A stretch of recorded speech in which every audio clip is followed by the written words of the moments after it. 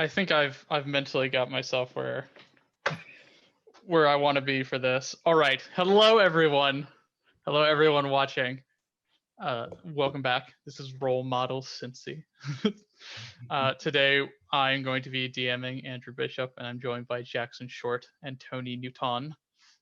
I just wanted to say the name fun. We're going to be doing a spooky one-shot. And do we want to do a quick introduction of the characters that we're playing tonight? Sure. Go for it, Tony. Okay, so my character is Daemon the Dreaded. He is a black dragon-born Oathbreaker paladin. He is kind of the I will do evil things to fight for good sort of type, lawful evil.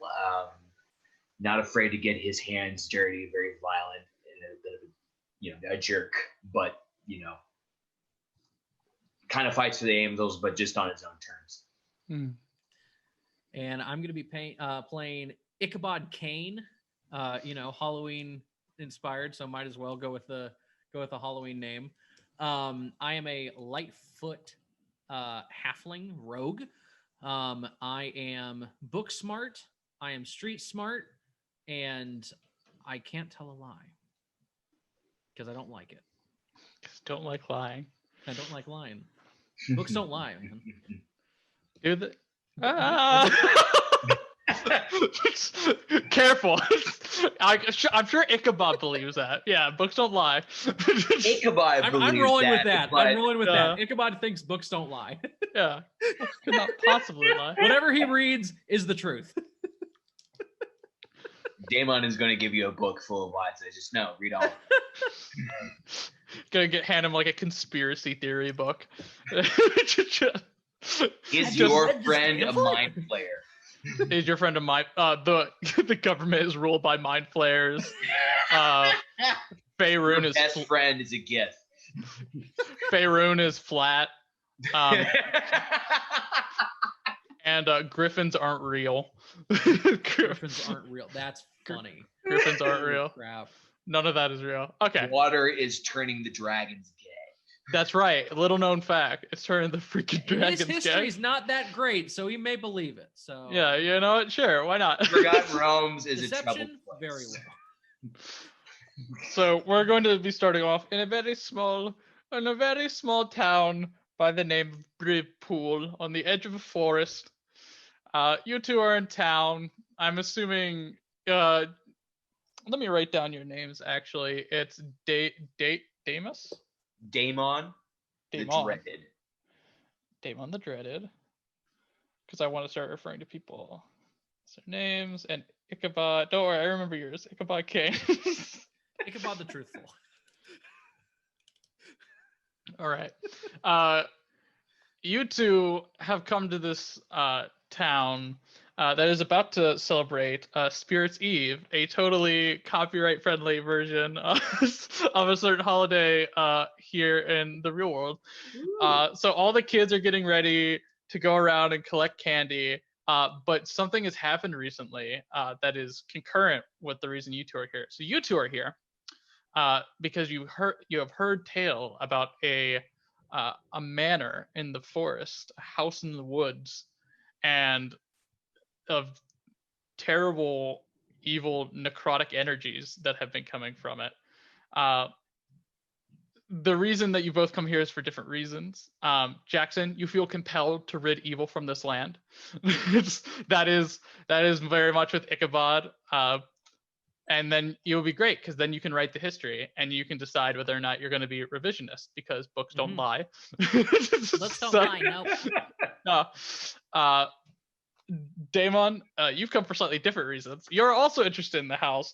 More. You have two thoughts in your head. The first one is, well, this would be very interesting. What's going on with it? Maybe I can learn something from these evil demonic energies that are going around there. But then also there's this idea of there's a competing evil force in town, and you can't have that.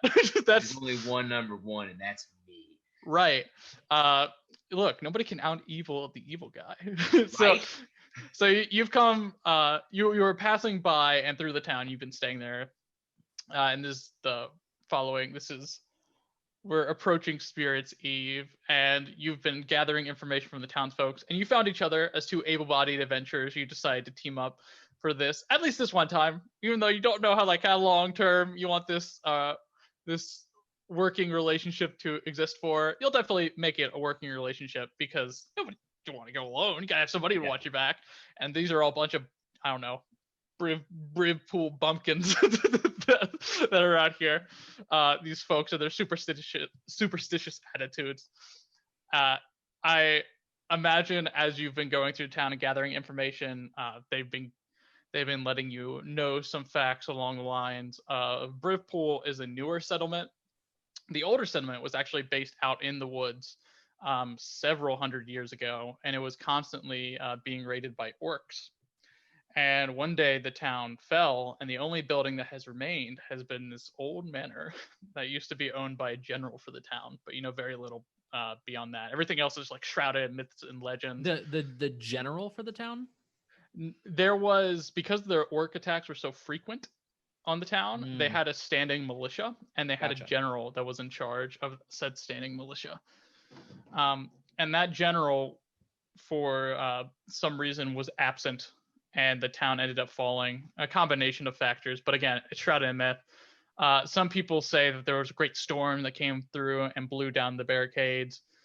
Some say that the captain was seduced by a succubus and was whisked away on the eve of the final battle. Some say that the orcs had inserted sleeper agents into the city, mind-controlled sleeper agents, and have been taking it down from the inside. And some people think that God smited them for their heresy. So well, here's the thing. All of those things are true. I read them at the library. I read them at the library. And everybody's like, oh, the library, yeah. They don't. A lot of these folks don't know what libraries are.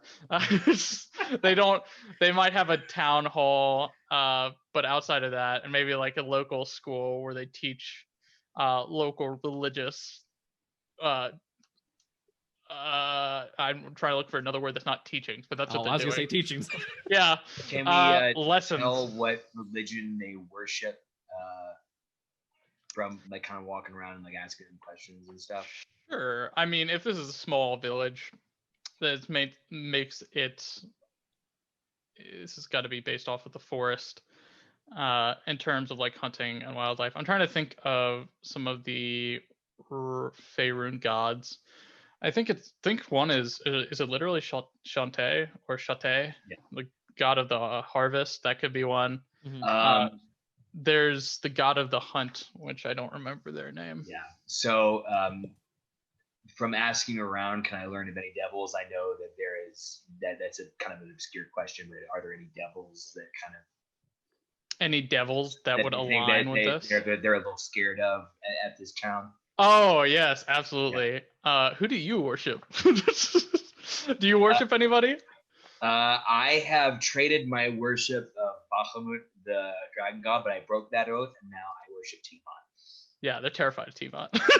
They're terrified of Tiamat.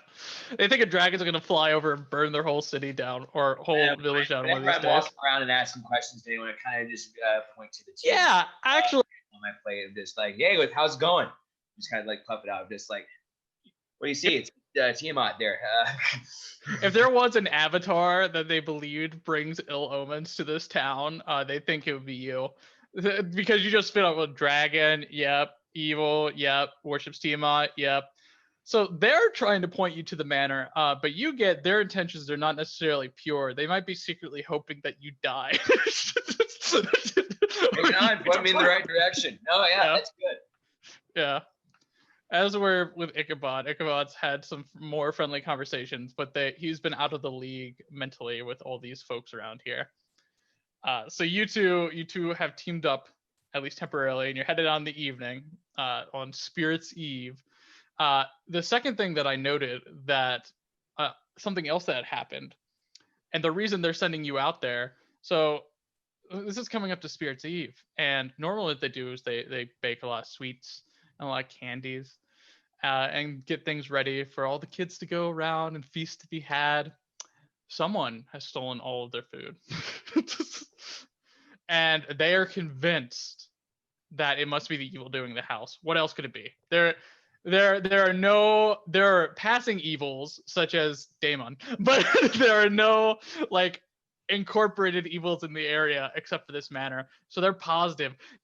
There's been stuff that's happening recently, like children seeing lights that have led them near to the manor, or people hearing voices and figures in the mist trying to bring them out there. Uh, People have also noted laughter and a pair of steely blue eyes looking at them from the darkness. So yeah, they're pretty spooked, and they're pretty guarded. But at this point, they're desperate because they don't have the resources to deal with the problem themselves. None of them are trained religiously, and even though they're terrified of Daemon, they recognize a paladin when they see one. And they think, well, maybe you could just like go there and get rid of it, and Maybe we could the like bigger, scarier evil. yeah, maybe you could get rid of it. They're like looking for a short-term solution. Is there a couple of random passerbys that I can roll an intimidation on? Absolutely, yeah. Let me roll that. Oh, that's a nat 20. Awesome. We'll start right off. So you're walking through the streets, and this is Hey, there is no one more scary than me, and it has nothing on me. I'm gonna find that thing, and you're gonna put me in the direction of it, okay? So this is a mother and their child. I like grab the kid by his throat. And they're like, no. It's like, we'll do it. You can take all our money. And then they start throwing money in Ichabod, who is with you. It's like, take the money. I have an advantage against being frightened, and I still think I lost. So okay, I'm careful. So you're very spooked as well. And the kid's like, don't hurt me, no. Let me out. It's that way, the matter. Sleep with one eye open, kid. Yeah, so they run away. And now everybody is giving you an extra wide berth. You kind of get to the edge of the town near the forest, and you run into an looks like an old farmhand, like long gray beard, sun patterned skin, like very wrinkled and brownish, and he got the long straw hat with a long piece of straw. He's like, going out there, are you?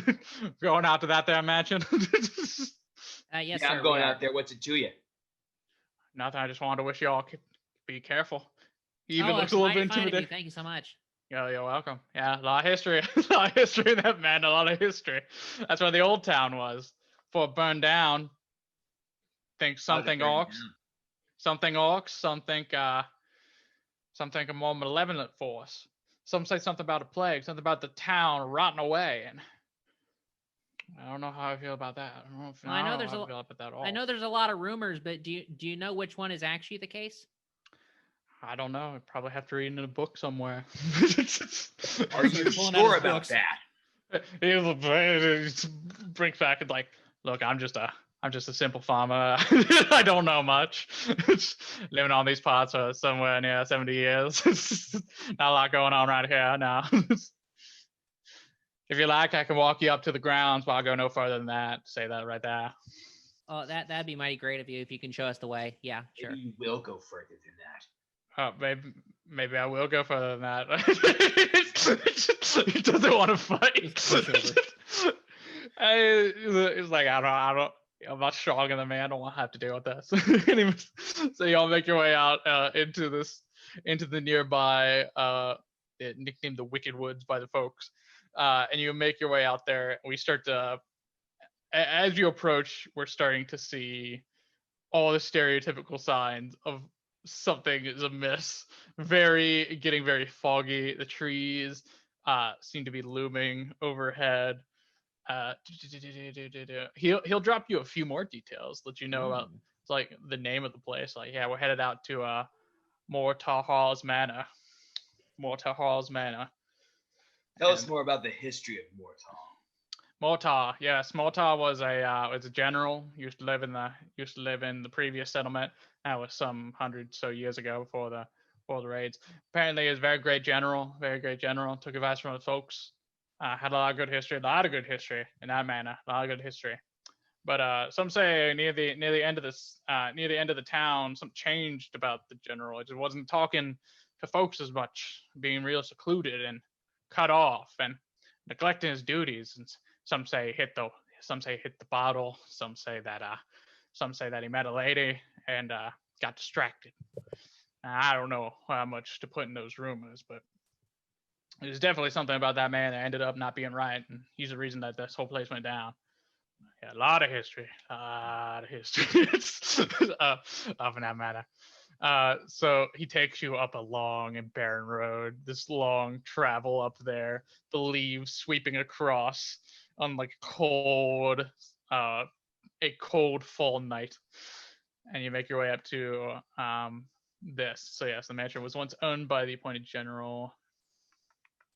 Yeah, some say that place is cursed, and I'll send you all in there if you'd like to go, but I don't really want to go no further. Don't want to go no further. And as you Don't want to go no further. Don't want to go no further. I don't want to go no further, I said. You'll go further. Oh, I don't really blame you. It's fine. Oh, Okay. I don't know. I'm getting a lot of conflicting signals of it. See, I got this one guy over here says I don't need to go no further, and I got this guy over here. Go no further, but you are going to go no further because I said so. Go in.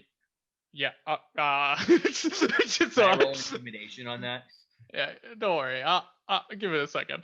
So let me, as you approach the mansion, and it's immediately spottable. It's the only building out here in these woods. As you approach, you notice that the blackness of the stone path that winds up to it. There's a kept stone path out here. Seems unnatural and almost tainted. The air grows thick, and with little night that the night gives you somehow becomes duller and duller the closer you get to that evil dwelling. See, I told you it's a bad place. It's a bad place. You sure you want me to go up? Will you come up with me? I'm a little bit scared. And I'll come with you. And hey, yes. Be scared of me, not them. Okay. Yeah. So this guy's in like overalls, like a basic shirt. He's got that straw-brimmed hat, and he's got like a walking staff. It's a staff. It's a walking cane that he's staff that he's using. It's a cane. So you can see if do I have a photo of this man? I believe I do.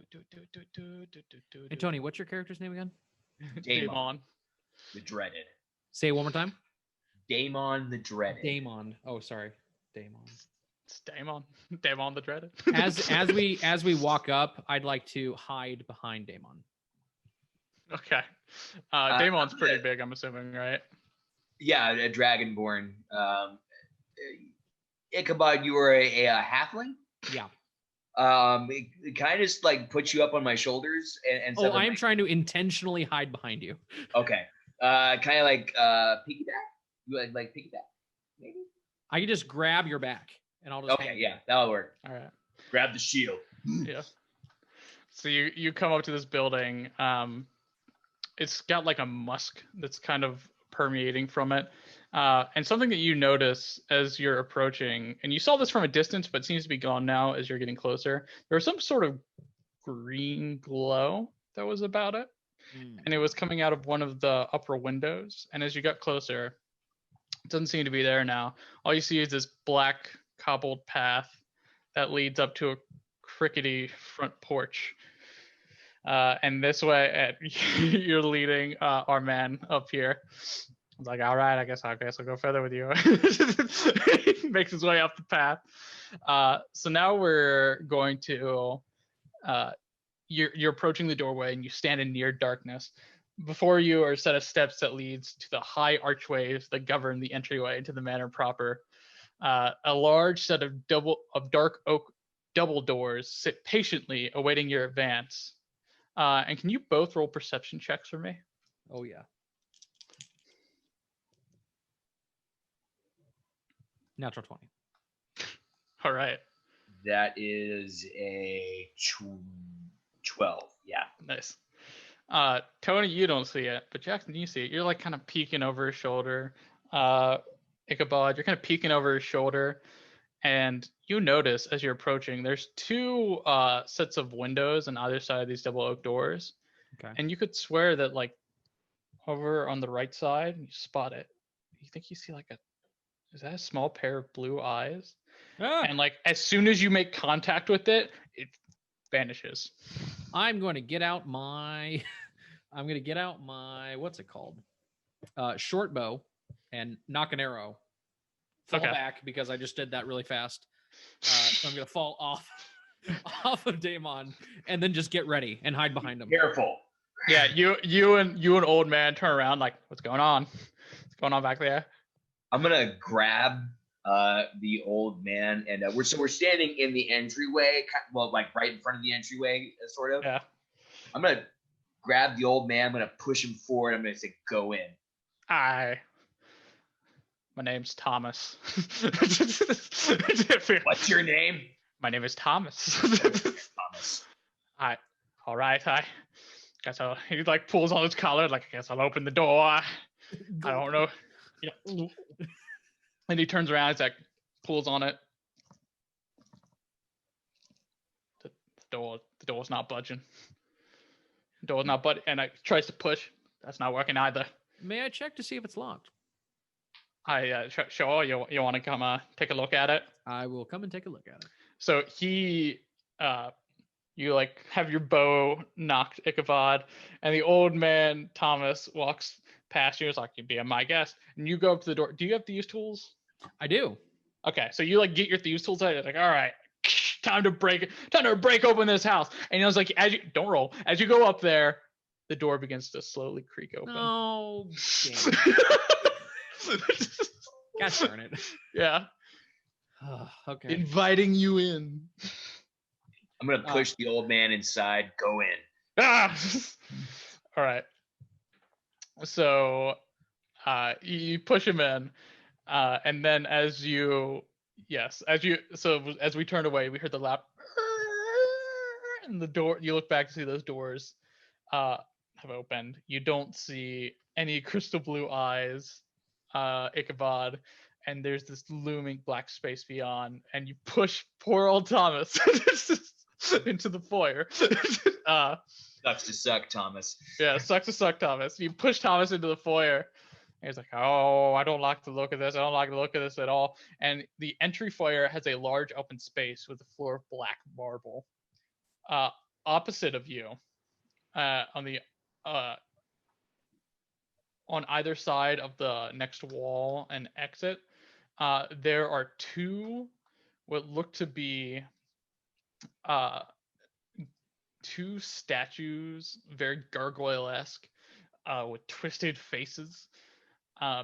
You can see that they have some sort of draconic aspects to them, as though this might be, and you recognize it immediately as somebody that worships Tiamat. Like, these seem to be at least tangentially related to Tiamat. Their faces are very dragon-like, and this kind of lines up with the folks' fear, thinking like, oh, maybe there might be something spooky going on here. And you can see that these two imposing statues stand on either side of this foyer, motionlessly keeping watch over this seemingly empty room. I'd like to hide behind the one on the right. On the statues at all, or is it just the statues themselves? Yeah. So you kind of like start to eye them up. The statues themselves, they look. Roll a investigation check for me. As he does that, I'm going to hide behind the one on the right. That is a 16. Okay. So you can you eye up the statues, and you're like, oh, these are the markings on these, as though you can see like several cuts and dents. So these are not like perfect or flawless by any means. And you can also tell, as where a lot of this other foyer that you established, this like large black doorway, you can like just dust. This area has not been cleaned in a very long time. the statues themselves, not so dusty. They're pretty remarkably clean.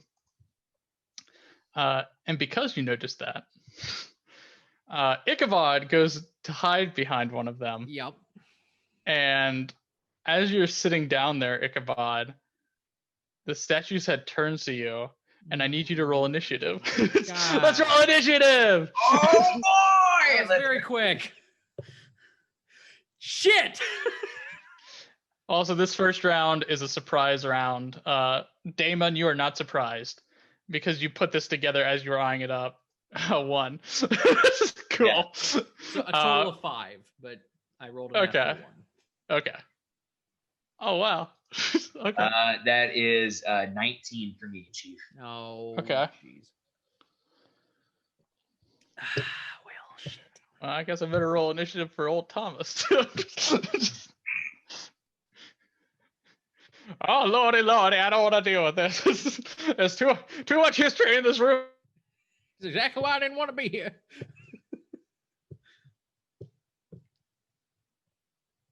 As this gargoyle turns to snatch at the the small Ichabod that has positioned himself next to them. Okay. Kill them or die. Like. What's your plan, Damon? Gonna swing my sword at him, see if that does anything. Okay. Let's see. I'm guessing I'm within range of it. Oh yeah, because you were inspecting them. Yeah, inspect them. Okay, so yeah, I'm gonna try and hit it with my long sword. That's gonna be it's gonna be a 19 to hit. Oh yeah, that'll hit. And that's gonna do.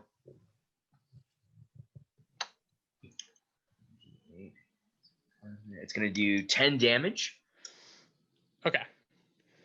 So yeah, you immediately swing out with. Is it what is your weapon here? Is it a great sword or is it a long sword and a shield that you wield? Long sword and a shield that I'm wielding. Okay. So yeah, you just like bring it down, and you bring this down on the one. So I will note that both of them are now moving, because this has been triggered. Yeah. So do you want to hit the one in front of you, or do you want to reach over and smack the one that's attacking Ichabod? I'm gonna attack the one that is attacking Ichabod. Okay. So yeah, you reach over, you smack it, and how much damage do you do? I did 10 damage. Okay. So it is already, you can tell that this thing is already damaged as though it has seen combat before, which is what you're trying to put together from like these chips. Maybe you're not the first person that has walked in here and been assaulted by gargoyles. You also notice that because of their magical construction, they do resist.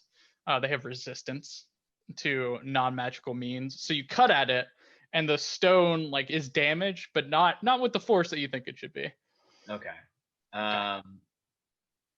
Since I did hit it, can I throw a divine smite at it?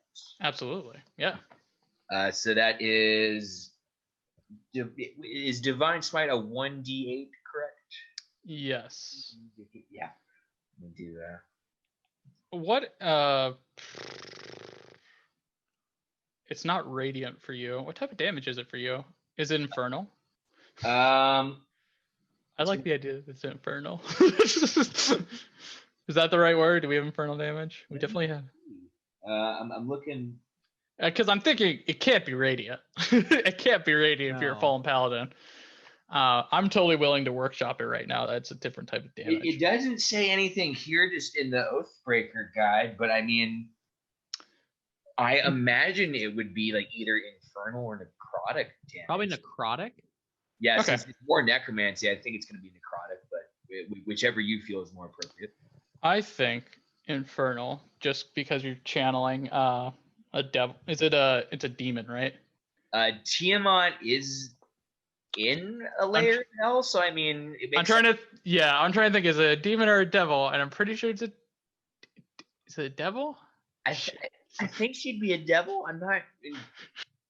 Hey everyone at home, why don't you just tell everybody what the difference between a demon and a devil is? Because I looked that up at one point in my life because I wanted to know. I think devils are like lawyers and demons are like imps. That's what I have in my head. I think because Tiamat's a god, I'm gonna say she's a devil. Okay. Because she is a dragon god.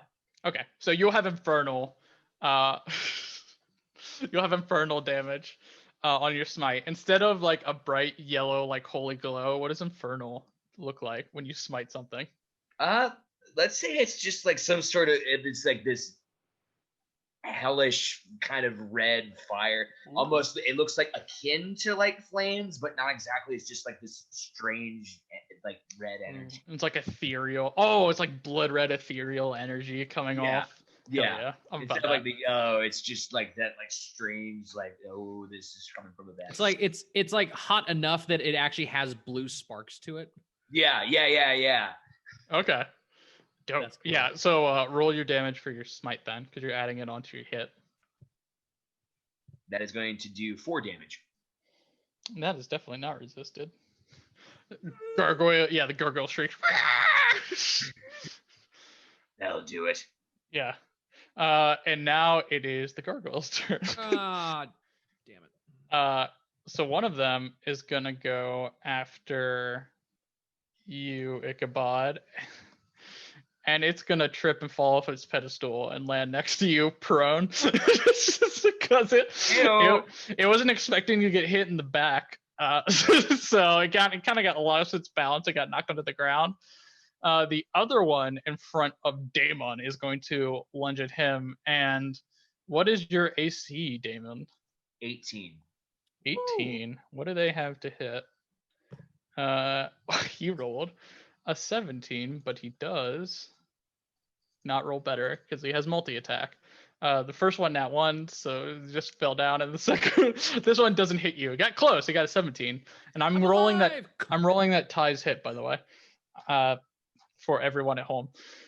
So yes, they whiffed. It's now Thomas's turn.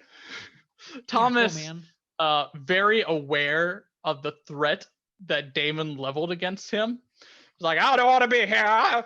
Be gone, demon. He tries to hit him with his staff.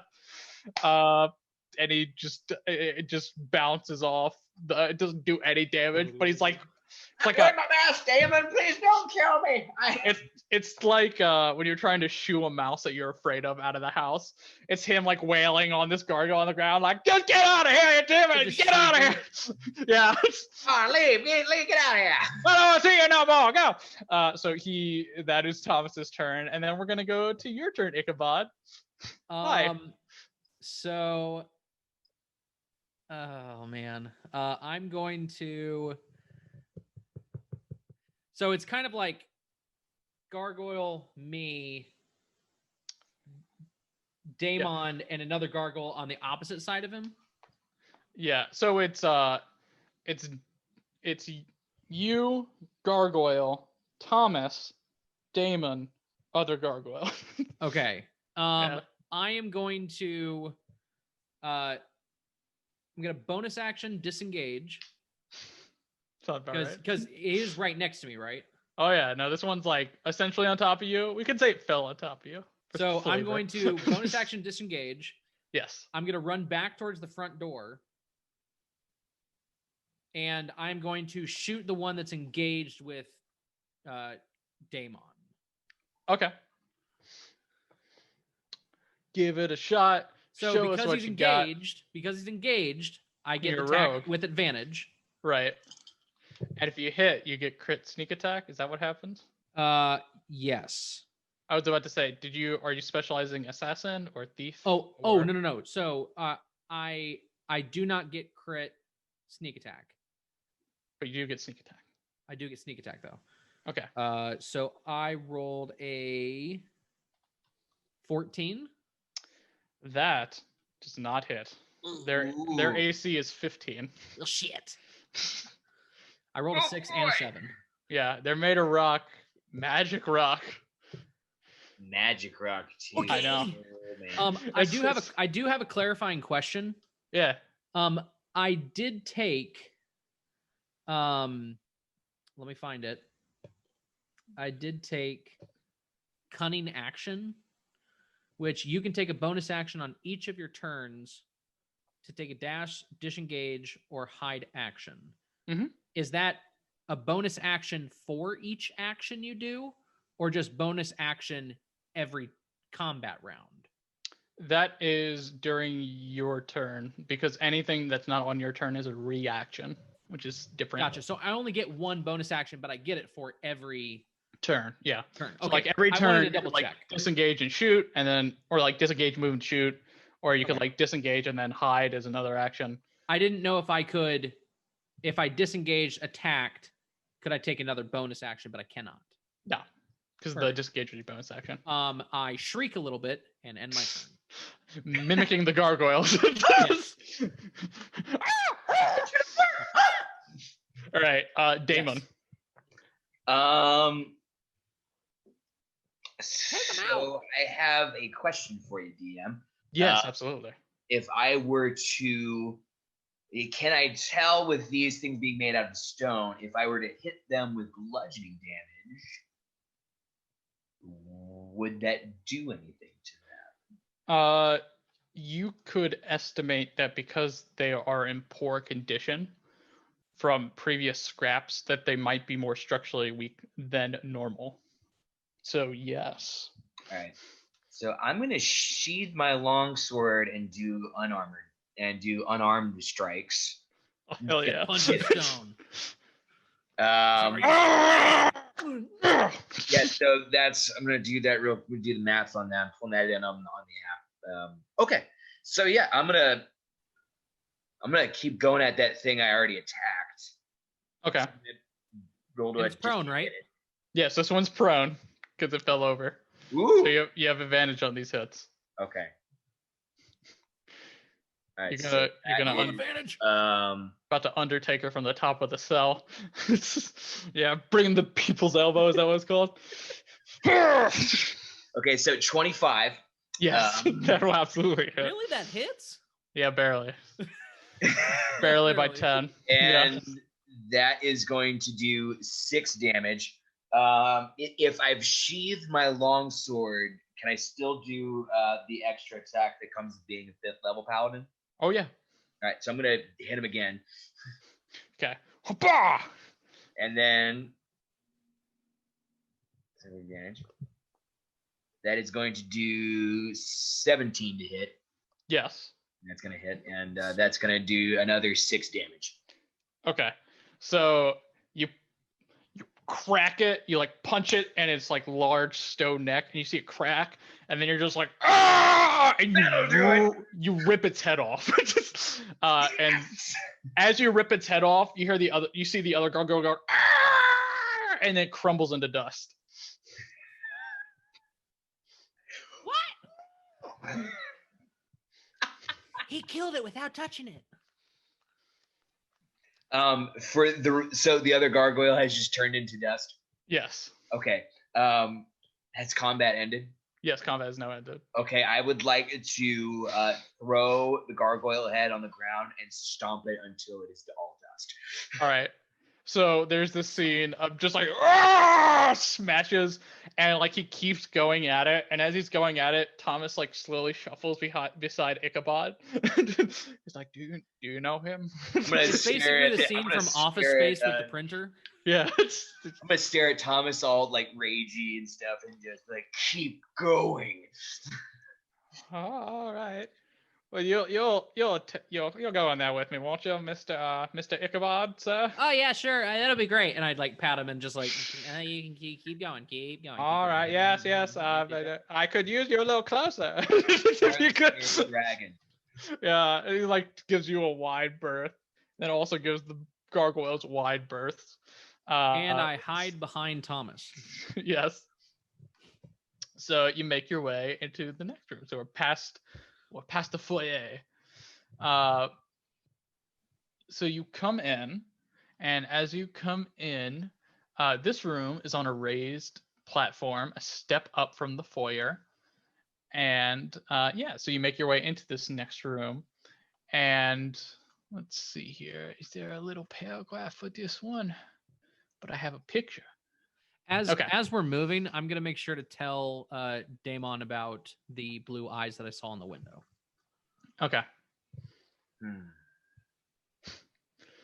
We'll put him on spike when we killed it. Okay. Each individual eye, or are we actually gonna just put the whole head on? Okay, never mind. Well, we'll get do the individual logistics eyes. One eye per spike, and then we'll put the head on. You know what? I'm gonna eat the head, and we'll put the eyes on spikes.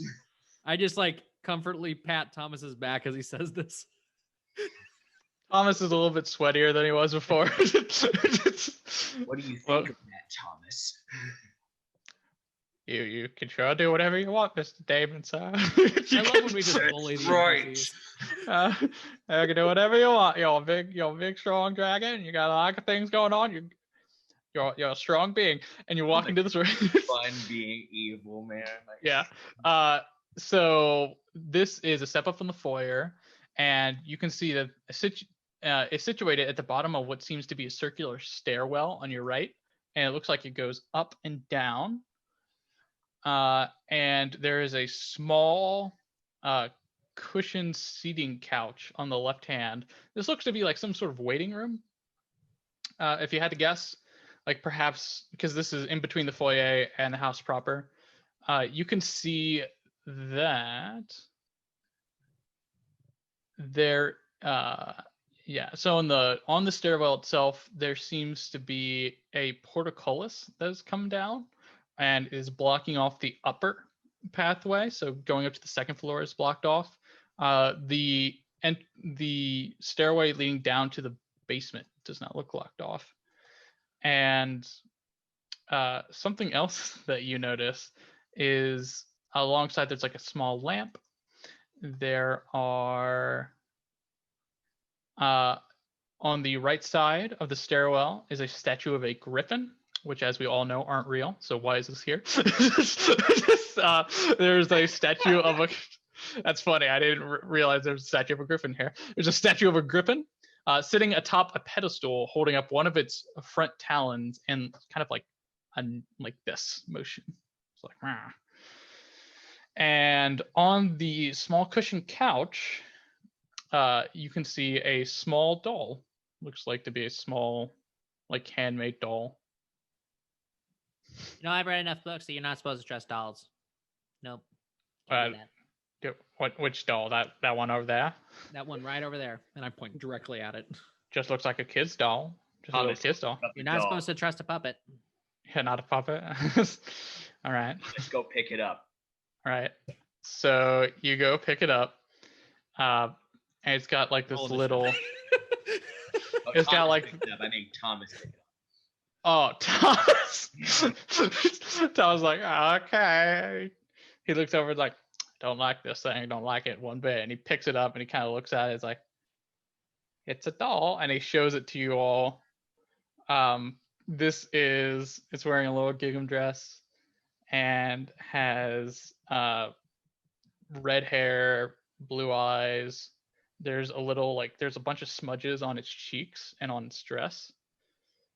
It looks very old. Can I put it down now? I'm gonna put it down now. No, you hold it. You stay right there. You don't move. You got me, Thomas? Yes, I understand. Ichabod, do you think the doll is related to the statue, like it's holding it? Can I go up and inspect this statue to see if there's like the same sort of cracks and kind of the same situation that the gargoyles were? Yeah, roll an investigation check. 8. Okay. So the first thing that you notice is this one's covered in dust, unlike the other ones. Goodness. Yeah, so this one's covered in dust. It's just if anything, the only thing that's really unusual about it is its stance. But besides that, you don't think this one's going to come to life if you had to guess. Do I think that the stance was intentionally designed or shifted? It looks like it was designed this way. What do you mean by shifted? Like, does it look like it it can move in its stance? Like, has it been intentionally moved to that position? Oh, has the claw been like? Do you think it pivots somehow? Yeah. Uh, It's just weird that it's like that. Yeah. Do you want to mess with it physically? Why not? Sure. All right. Before you See do what that, make happens. Thomas do it. Well, No, I think Thomas has been through enough. I Thank you. I can handle this. No, Thomas, go do it now. Here, how about this? We'll do it together. Thomas, lift me up. All right. I'll have to put the doll down to lift you up.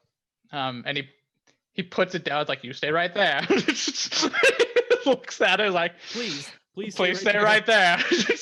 I'm gonna do a little just hawk up just a little bit of the acid and just and by Thomas's foot, just you listen to every word he says. Shuffles over. I love when we just bully the NPCs. This is great. Yeah.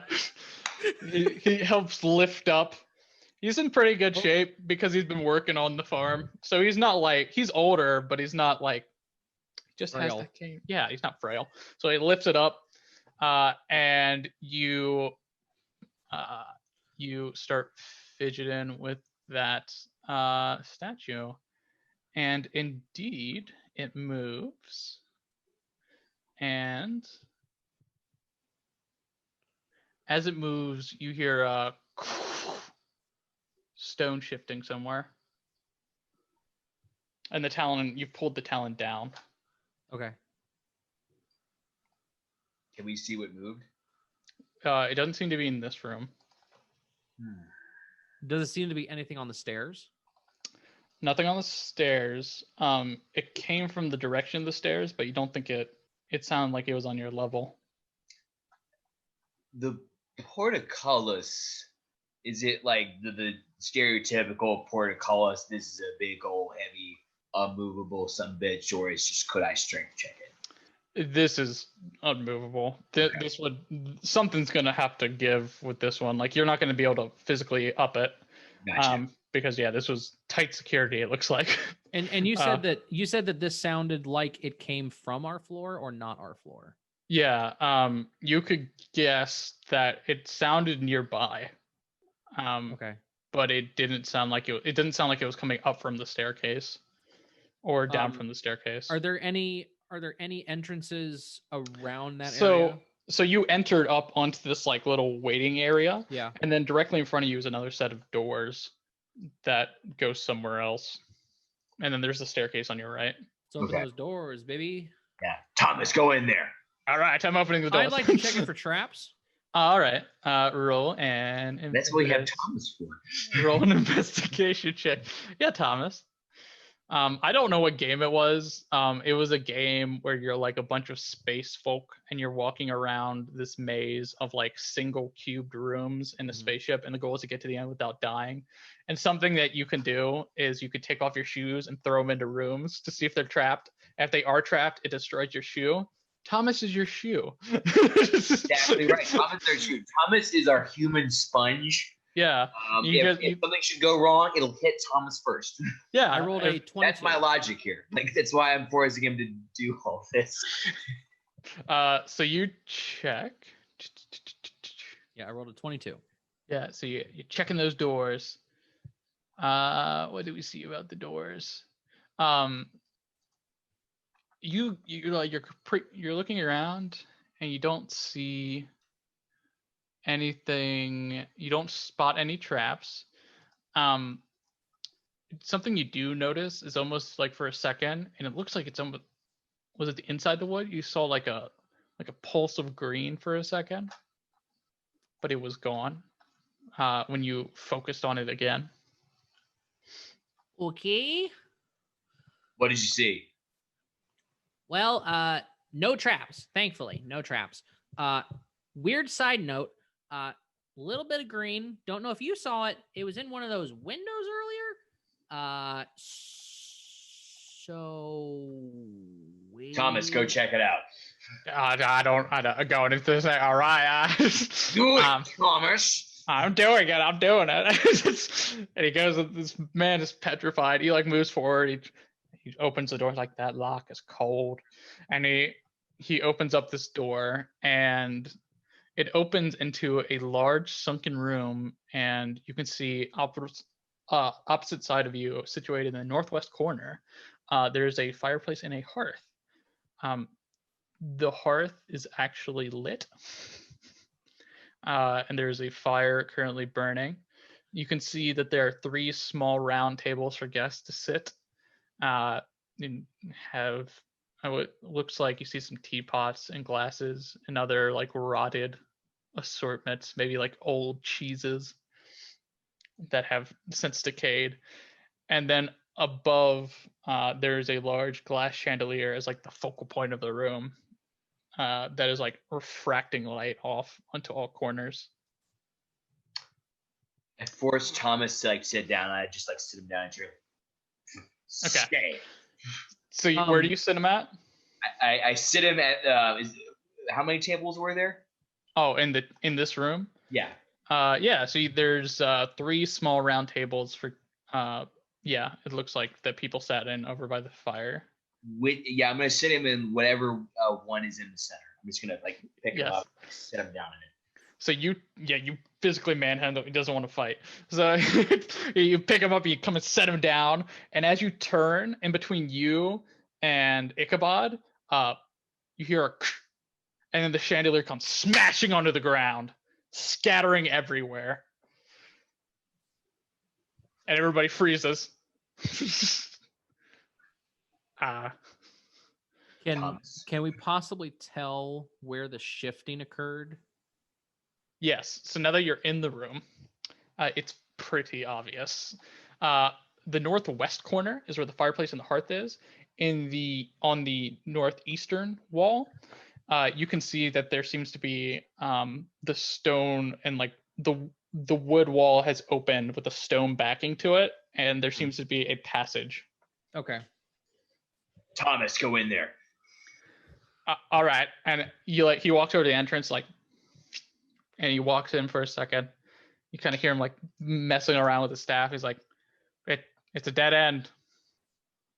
It's only this one side's open. There's another end. Only this one side's open. Does there look like there's any other statue or anything stone that looks shiftable in the same way that the gargoyle did? Because griffins are real. Because griffins are real. In this room, no, you do not see anything. I'll kind of like pull Thomas out of the room and say, okay, so there has to be some other thing that opens the other side. There's nothing in here. There's nothing outside. Damon, I think we need to check downstairs. So in this room, there's one more thing in this room. Sorry, I got carried away with a chandelier falling. Also in this room, you can see there's a doorway you came in. This passageway is on the northeast.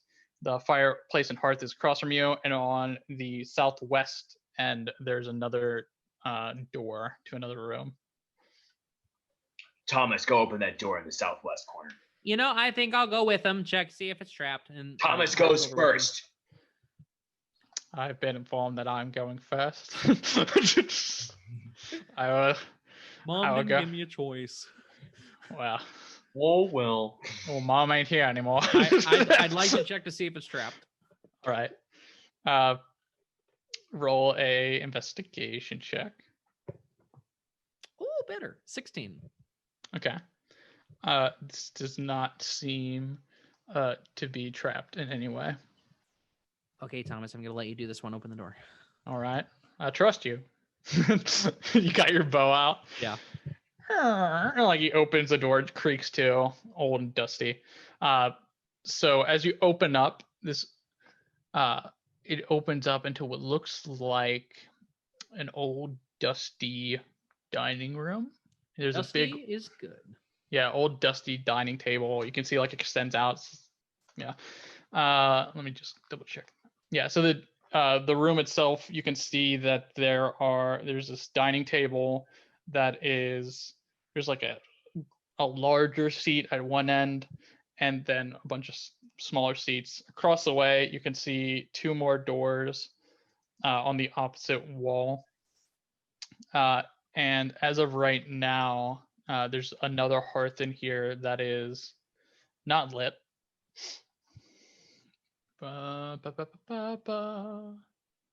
Yes. Would you like to go inside, or are you interested in other things? Is there a chandelier? There is a chandelier. That's sketchy. Yeah, it's a little sketchy. I think What's holding up the chandelier? a thick, sturdy coil. Can I take? Decision. Yeah. Can I take? Let me think about this. What you thinking, Mr. Ichabod? Mr. Kane? I'd like to throw something onto the table to see if the chandelier comes down. Okay. What do you want to throw? I have a bag of 1,000 ball bearings. Are you throwing the whole bag? Whole bag. All right. Yeah. So you tie off the end so they don't go scattering anywhere, but they still have some weight to it. And you boom, and you hear it hits underneath the chandelier that leads into the room. Nothing happens. But all right, Thomas, going in. I shove Thomas further in and go check it out. I'm checking. All right. Kind of goes forward a little bit with his cane. It is a cursed place. There's not a lot of good history. This is a bad place. Is there anything in there, Thomas, we should be concerned about? There is lie to me. I would never lie to you. And you said there were two additional doors? Yeah, so there's a double door across from you. A double door. Okay. Yeah. And as he gets a little bit further in, he kind of gets around the table. He's looking at it. It's like there's still some old place settings here, and I don't see no food, but kind of looks over I think there's a closet around the corner there, and then there's these 2 doors over here. Yes, I can. And he goes over eyeing the chandelier. He picks up the ball bearings, and then all of a sudden you hear a creak, and everybody looks up, and the chandelier's swaying slightly. Shuffles a little bit away from the chandelier, hands you back your ball bearings. All right, there you go. I'm gonna run up and kick the table. All right. So yeah, you run over to the table, Damon. You pop in to accost Thomas for his lack of urgency and speed. As you all get into the room, suddenly the air grows warm, and then as you're sitting there, this room lights up. You all see it. Ichabod, you see it the closest because you're very near to it. Mm-hmm. The room comes to life as ghostly apparitions appear seated at that once empty table. It looks like there's a large dinner party being held, and you can see roasted hog that materializes along with plates of varieties of food, and foaming ale are being shared between ghostly companions. But at the head of the table, in that large seat, you can see a large spectral human man standing, saying nothing. He's got an incredibly serious scowl and frown cemented across his face as he overlooks his guests, who seem to be enjoying themselves. I do this, and I go. Yeah. So they don't seem to be paying attention to you. I'm trying to make sure that Damon doesn't say anything. So you sit for a moment, and these festivities continue. They seem to be in their own little world. Gotcha. As though you're just witnessing from another place and time this scene. I'm gonna whisper to Ichabod, "What's going on?" I've read about in books. There's these things called plays. People act out different things. I think this is a reenactment of something because I don't think they can say. I don't think they know we're here. I'm gonna grab Thomas by the throat and do you know what's going on? I don't know nothing. I don't know nothing at all. I think we're all What? seeing Wait. this for the very first time. I let go of Thomas's throat. Okay. Thank you. I don't know. It's a bad omen, whatever this is. These are spirits from another realm. It's all spirits Eve. They must be coming here. The world's, the dimensions between the living and the dead, they're thin. They're thinned here. I don't like it. Ichabod, give me one of your ball bearings. I give him one of the ball bearings. I'm actually, as I give him one, I'm then going to kind of like circle around to where Thomas said the closet was. Yeah. And just kind of open it up and see what's inside. Okay. All right. I'm just gonna do a little. Go ahead.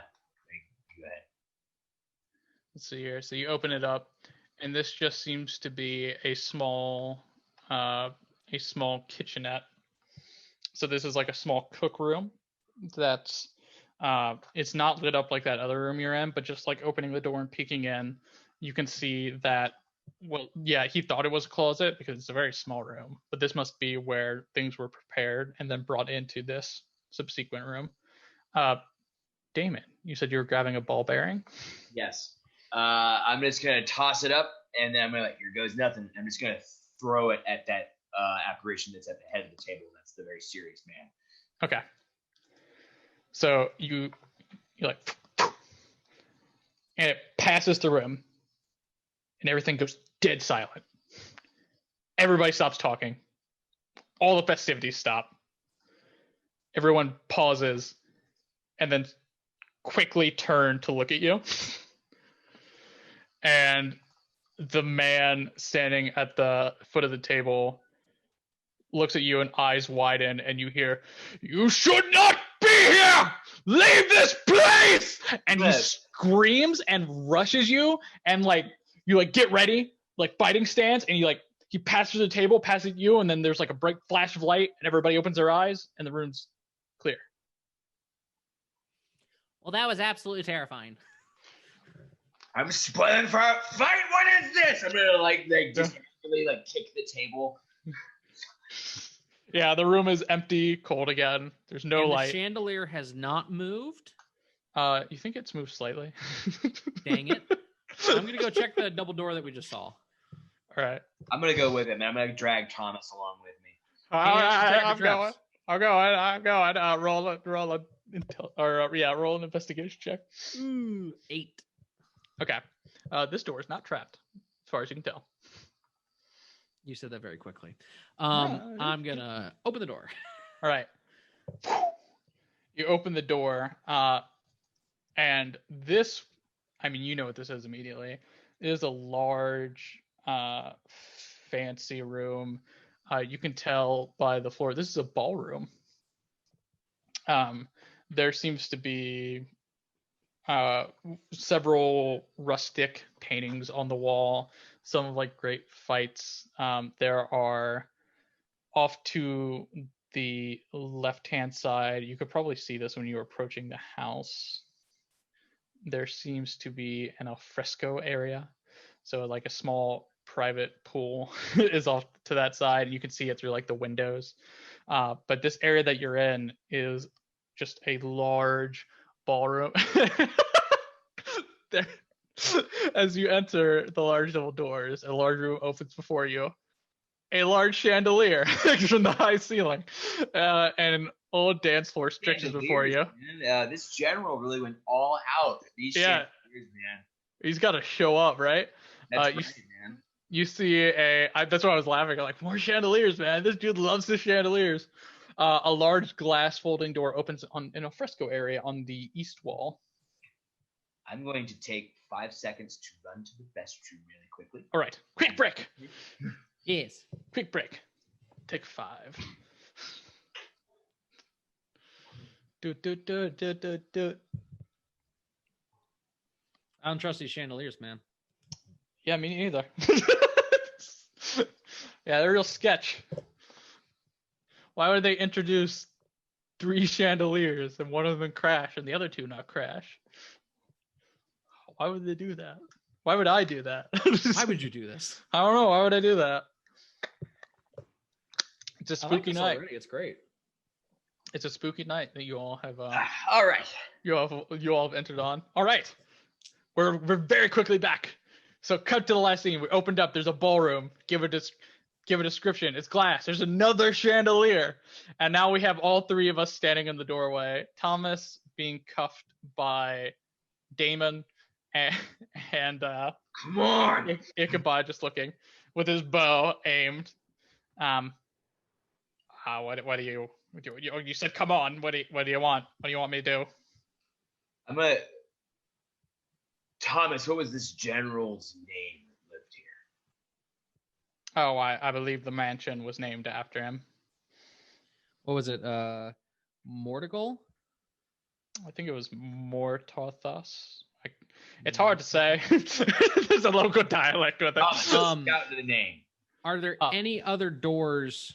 Monthartas. Monthartas. Thomas, shout that. Monthartas. Shop that. Do you want him to work on a better name? Is that what I heard? What? Oh no, shout that. You said shout that. Yeah. The Monthartas. Louder. Monthartas. And I'm just like hold him up, like just like from the back, like from his collar, so that way he's like out facing the hall. Just like louder. A megaphone. Yeah. Yeah. Monta. And as he goes to say it, the chandelier in the dining room crashes behind you. I don't trust these chandeliers, man. Ah! Are there any other doors or double doors in this room other than the one that we entered? Nope, just the glass doors leading out to the alfresco, which is nice because it's named an alfresco, and I get to keep saying it. Are there any of those statues anywhere in the ballroom? You do not see any statues. Okay. I'd like to make my way to the... What was it called? The alfresco. I will make my way to the Alfredo. Yeah, the Alfredo pasta fagioli. But shove Thomas. Follow him into the Alfredo. All right, I'm going to the Alfredo. So he starts walking with you. Damon, you like start following at a distance just to make sure that Thomas is on the up and up. And I'm going to keep on watching the chandelier. You're like watching the chandelier. So as you're keeping an eye on the chandelier and you're all walking across the room, very similar to the last room, you start to feel warm up. And as you don't even blink, but now the room is filled from thin air. The first thing that you'll notice is the man who rushed you a second ago, materializing from thin air. You see the man who rushed at you, ending the ghostly dinner party in the dining room. He seems younger somehow, as if this is a vision into an earlier time in his life. As you can see, you're in the middle of essentially like this ballroom. Like folks are dancing, like these ghostly apparitions are doing. This is like the Haunted Mansion at Disneyland, or you know how they're all dancing. It's like that. Yeah.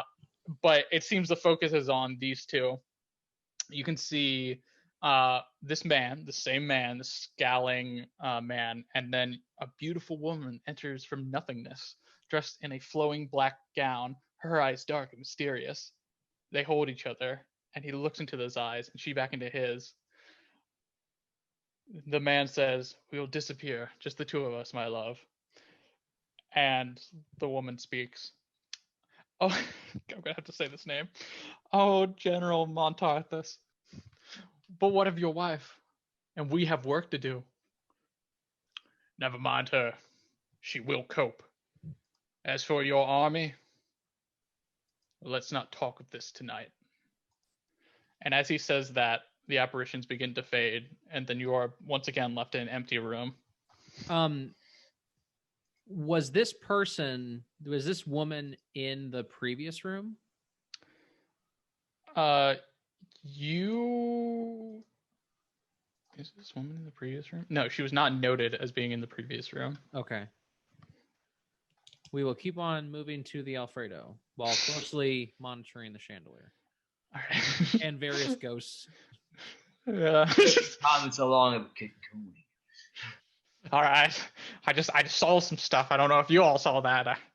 I don't care, Thomas. All right. Do you love love, Thomas? I love love. My heart is filled with love. Do you care, Thomas, or you don't? Keep moving. All right, I'm moving. So the alfresco area is a fenced-off private swimming pool. As you walk out through these glass doors that are partially shattered, you see 3 ruined deck chairs at the southern end of the pool. There is water in the pool, which is very still and algae green.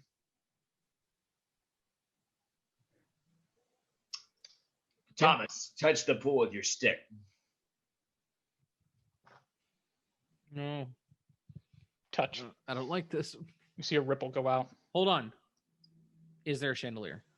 There's not a chandelier. This is outdoors. Yes. But as you say that, the chandelier in the other room crashes. Hey, come on. There's gonna be so much glass. Bud shares more thoughts as how we say his name, just his appreciation for modern, well, shall we say, fantasy decor. Yeah. This is going to cost him a fortune. Yeah. He'll have to pay with his soul. Oh, is that in poor taste? I'm sorry. I'm just trying to make. I just imagine the ghost like popped up and made that joke. Like, didn't? Hey.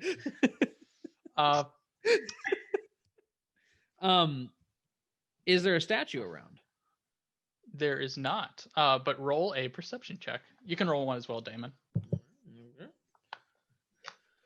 My perception. Ooh. Yikes. Oh, okay. 15.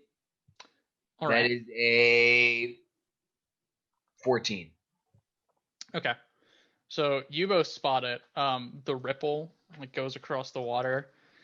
And Thomas is keeping him like a wide berth, so he like reached his staff out all the way and did a splash. You can see like the water becomes wavy, and you can see on the other end of the pool, it looks like you can see something shimmer, and you look closer, it seems to be some sort of hilt in the water. But you can't actually see the underside of it because of all the algae. But there is definitely a hilt sticking up on the other end. Can we tell if the pool is deep or not? Is it just like a normal pool that someone can stand up in, or is it like deeper than that? You would guess that there are probably. You couldn't tell without like clearing the algae and looking into it how deep it is from this edge. I push Thomas in. All right. I was looking for a rope, but that's okay. No, this works. So bah! No, I like the choice. I'm just saying. Yeah, it splashes in the water. He's like, why on earth would you do? And as he's saying that, you see like a long tentacle come up around his throat, and it gets pulled under the water. Cool. So just can we roll initiative? That's why we had Thomas. This is why Thomas is here. Thomas is fulfilling his duty. One, nice. He's done his job, and Dude, now it's really we scary. lost our hostage. Take our damage. How? I don't know. Natural ones on both initiatives. You're just not good tonight. You know, you're slow. You're spooked. So you keep too much time. You're using too much of your brain power with the chandeliers. They're creeping me out, man. They're not cool. How close to the edge is where we saw the hilt, where Thomas went in? It is on the opposite end of the pool. Oh, and how? So yeah. So and on the tentacle came from not where the hilt is. Oh, well, the tentacle came from like center mass because that's where he pushed him into. So I need to pull up the stats for something. Right. Damon, what did you roll? 15. 15. Son All of a right. gun. What did Thomas roll? Not super Probably a well. natural 20. Oh God, is Thomas still alive in the water? We'll find out. He didn't die. Like, he didn't get his neck snapped immediately. So he might be alive for a little bit. Do you feel good about this, Damon? Do you feel good about this? Yeah. Look what you did to Thomas. He was a good farmer boy. Now he's a dead farmer boy. Yeah. Well, actually, he was an older man, but he's a dead farmer man. He's a dead farmer grandpa. Oh no, Pop Pop. Oh, Papa. Oh, what happened to Papa? Oh, he went to the mansion and he never came back. He drowned in the pool, some say. He went out to get some Werther's candies and he never came back. All right. Oh dear. So first, what's going to happen is you're going to see some bubbles come up in the center of the pool, and then you're going to see in between the algae what looks to be some sort of red liquid just coming up. That I would assume that that's not a good sign. And you could swear that you see a bunch of bubbles and you think you're. So that'll be the first thing that happens, and then it will be Damon's turn. I'm gonna throw one of my javelins into the water where I saw the Tentacle. where I saw the tentacle. Don't Okay. you dare hit Thomas. So roll, but with disadvantage. I'm treating this as though you're attacking an invisible target because you can't see it. Okay. Okay, so first roll is a. Put my weapons here. My first roll is a 15. Okay. Second, I'll let you know that 15 is the armor class that you're going for. Okay. That's good. And second roll is a 17. Okay. So do damage. Damage is one. Damage is gonna be 7. Okay. So, and you hear like it. You throw it in there and it doesn't come floating back up. So you think you stuck something. Cool. Now it is. This thing's. Now it's Thomas's turn. Oh. Yikes. You see the dead, lifeless body of Thomas get flopped out of the pool at you. Dang it. His upper portion of his body is missing. I was going to use him for advantage. That's too bad. And then coming So out it's of just Thomas's legs. It's just Thomas's legs. As coming out of the pool, you see what looks to be like an eye stalk, and then slowly rising, you see the rotting form of a beholder popping out. And in its mouth, you see the remains of Thomas. It's like, Zombie beholder? yep. So that was Thomas's turn. Whoa! All right. Whoa. So now it is. Man, my picture for this game was spot on. Yeah. So now it's your turn, Ichabod. There is a zombie beholder. Cool. I'm gonna hide behind Damon. Okay. Can I actually try to hide so I can get advantage? You can use your bonus action to hide. Okay, bonus action hide. All right, so roll to hide. And it's going to try to roll to spot you with its decaying eye. So is it stealth? It is a stealth roll, and I'm going to let you know that it rolled a 15. I rolled a 27. So yeah, you've it was not paying attention to you. It was too busy enjoying its meal. Are you going to shoot at him? Yeah. Aw. Poor little zombie. Get over it. It's dead.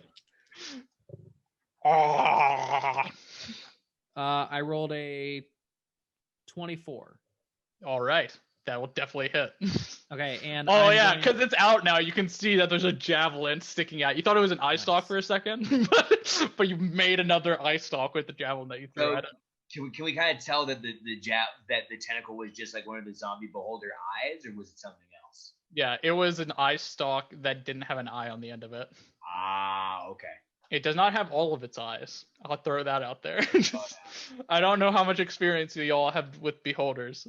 Yeah, well, I know the zombie beholder doesn't have as much of a punch as a regular beholder, but it's still a beholder. Right. What are you doing over there, matey? So I'm going to do a sneak attack. Yes. So that's 46 total. Oh, Jesus. What'd you roll? 12 damage total.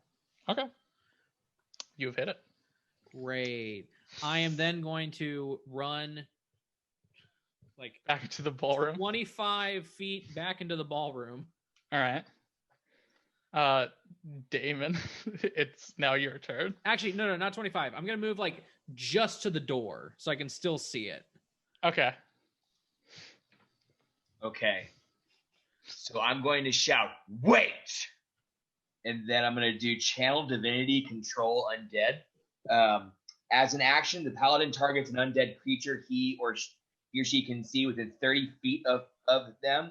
The target must make a wisdom saving throw. On a failed save, the target must obey the paladin's commands for the next 24 hours or until the paladin uses Channel Divinity option again. An undead whose challenge rating is equal to or greater than the paladin's level is immune to this effect. So I will hold off on letting you do that because I'll let you know right now its challenge rating is equal to your level. So you would not be able to control it. So you don't have to use your Channel Divinity. I'll just let you know that you could not do that. Okay. Although I really like where your idea is. That's a great idea and very charitable. I was also like terrified for a second. I'm like, oh my god, are they gonna behold zombie? Oh god, the campaign is ruined. What's gonna happen with that? Maybe I'll just make it so it can't fit in the doorways. Hey man, lose a farmer for a zombie beholder. I'd be here for that. There's an upgrade. This is an upgrade. What about Tommy? Big upgrade, man. It's going from the iPhone 6 to the iPhone like 11, like right off the bat. What would you like to do if you are not able to channel your divinity on it? If I cannot channel my divinity on it,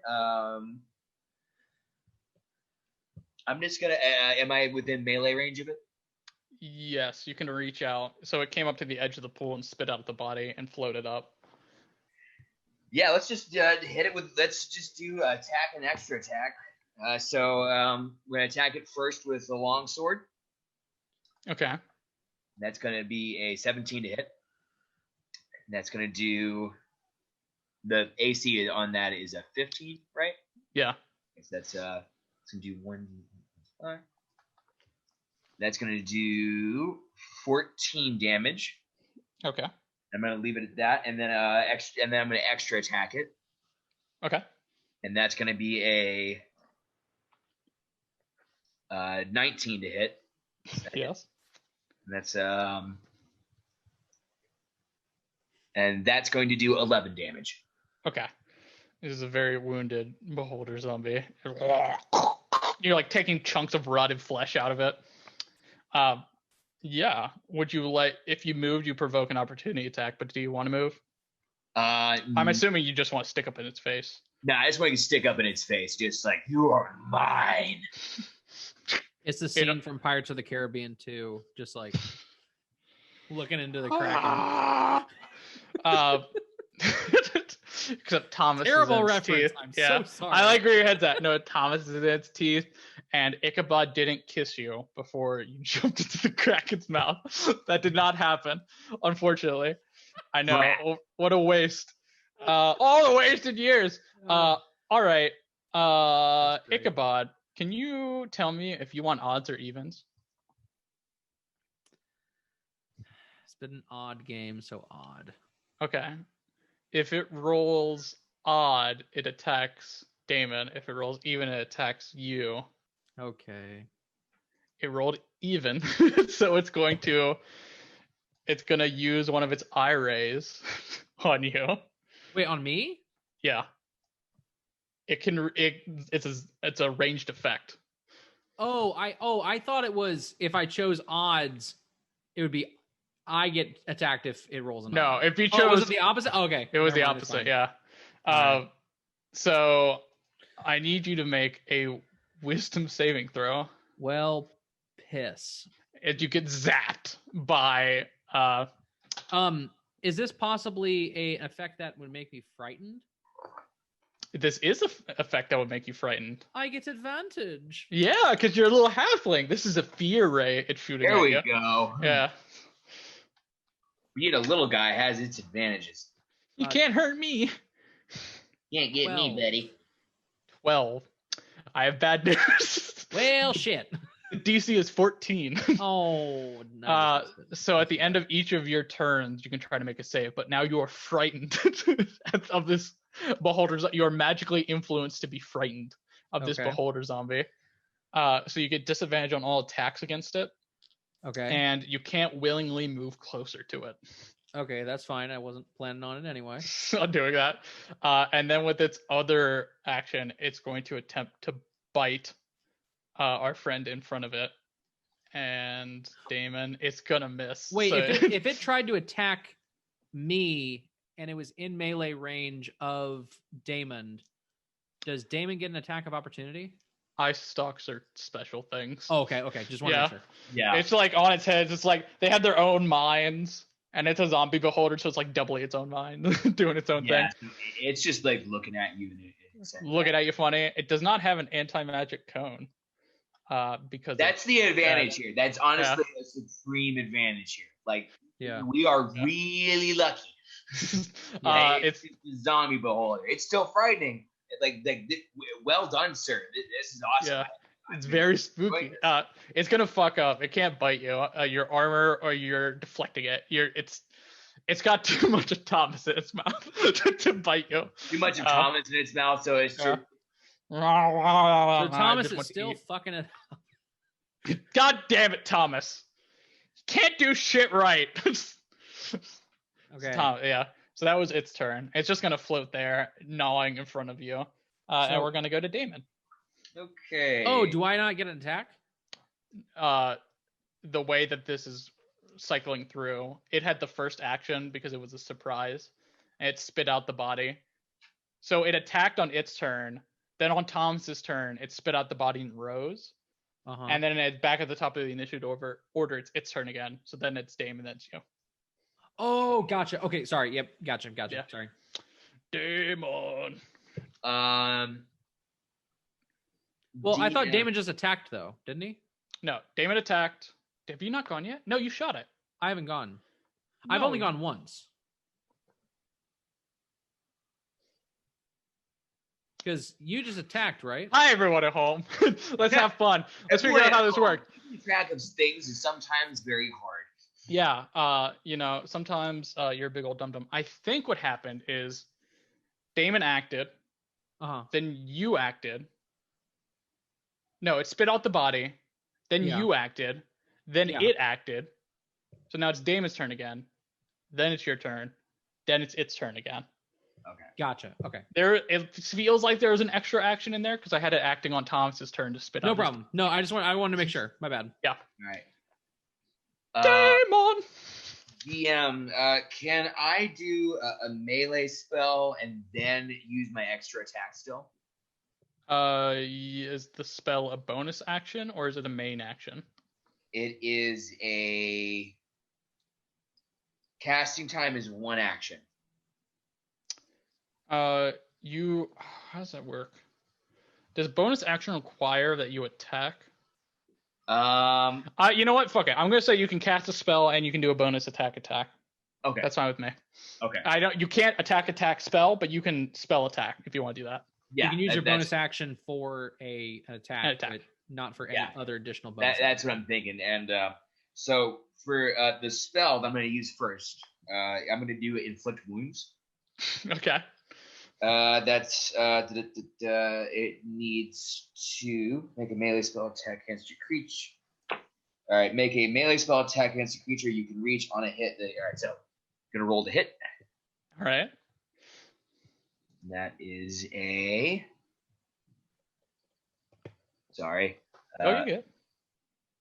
19 to hit. Oh yeah. So it hits. How much damage is that? That's gonna do 3d10 necrotic damage. That is a lot of damage.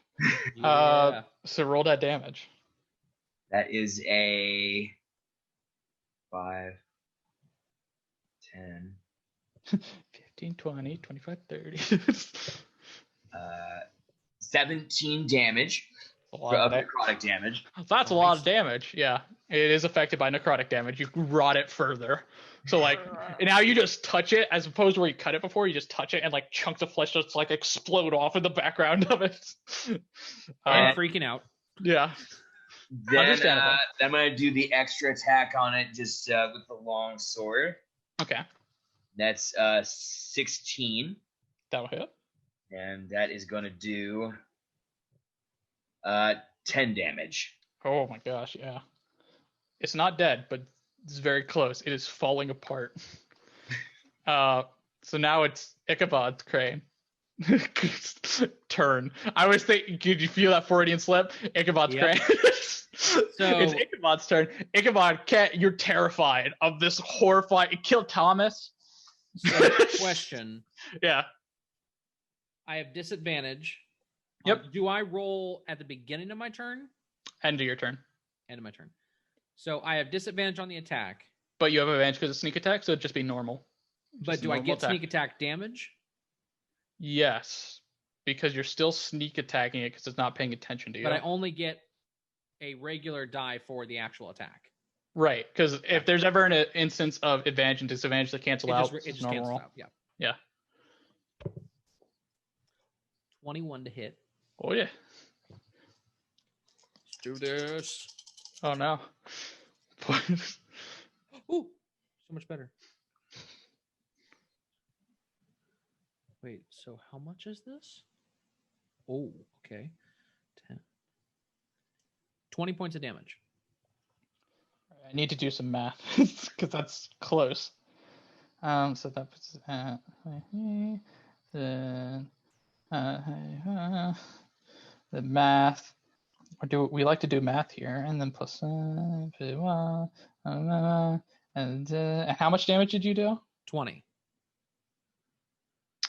It's still alive. Dang it! Jeez. But it was a really good shot, though. That's a really good roll. Nice Nice job. Yeah. That's 4d6 then plus 4. All right. So you can't move closer to it. Do you want to do anything else? I'm just gonna like piss my pants a little bit. Like I'm pretty terrified. Oh yeah.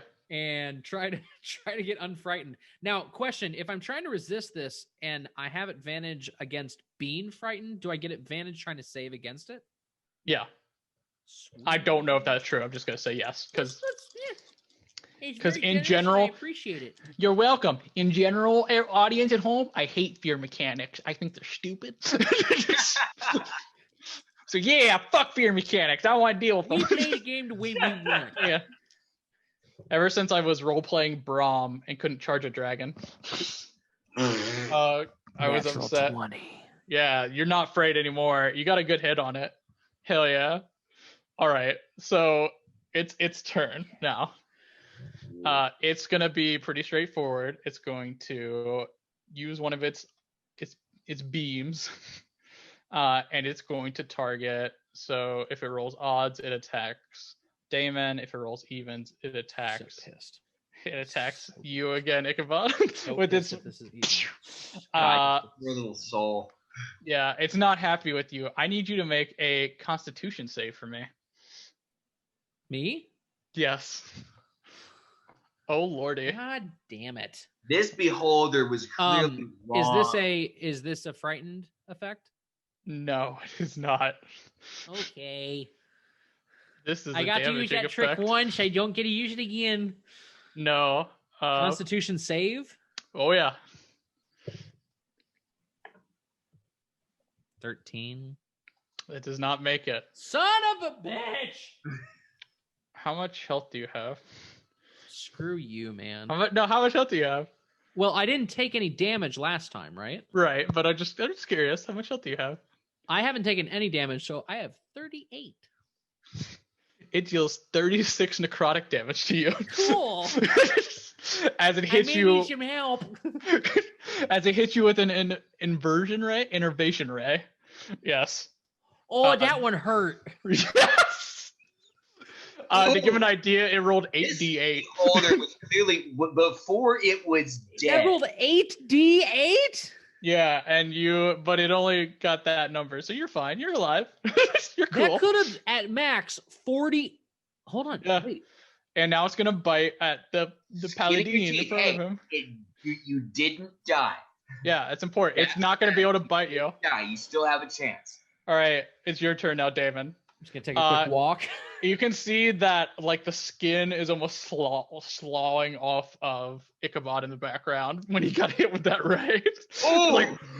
like he's all of a sudden he's incredibly pale and like his face is sagging. He's like, I heard about in this one book there was this really creepy guy that didn't have a head and he'd ride a horse. That's what I feel like right now. No head. Yeah, hit him in the face.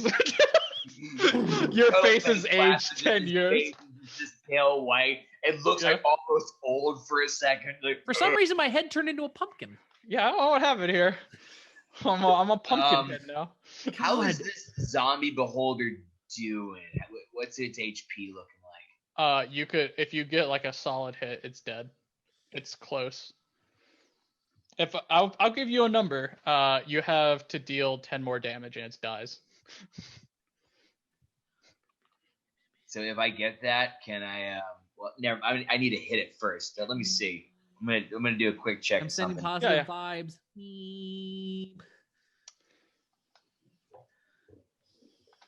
I'm using 2 dice for the 2 hit points I have left. Okay. So mad. Oh no. Well, no, there's going to go for some dramatic effect here. I'm wondering if I can do it, and if it hits, what it'll do.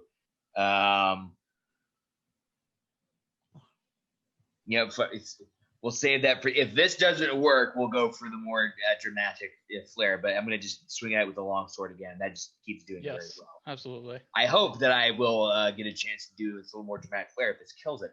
Oh, I'm ready. I'm ready for it, and I think you'll hit it. It's not super hard to hit with your guys with bonuses.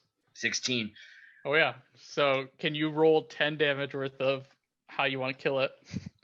It's 1d8 plus 5, so I just gotta get that 5. So yeah, you have to roll 5 or above to kill it. If not, then Ichabod gets a shot at it.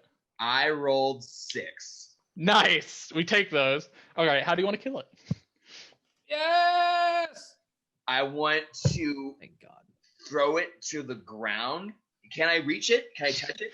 Oh no. Yeah, no. You reach up and you like pull it by its eye stalks down. Okay, so I would pull it down. I want to grab the main eye and I want to rip the main eye out of its socket, and then I want to go to town on like ripping each one of the individual eyes out. Oh, absolutely. So yes, the killing blow is ripping its eye out, but you don't care. You're filled with rage and indignation that it killed your meat shield. So my hostage.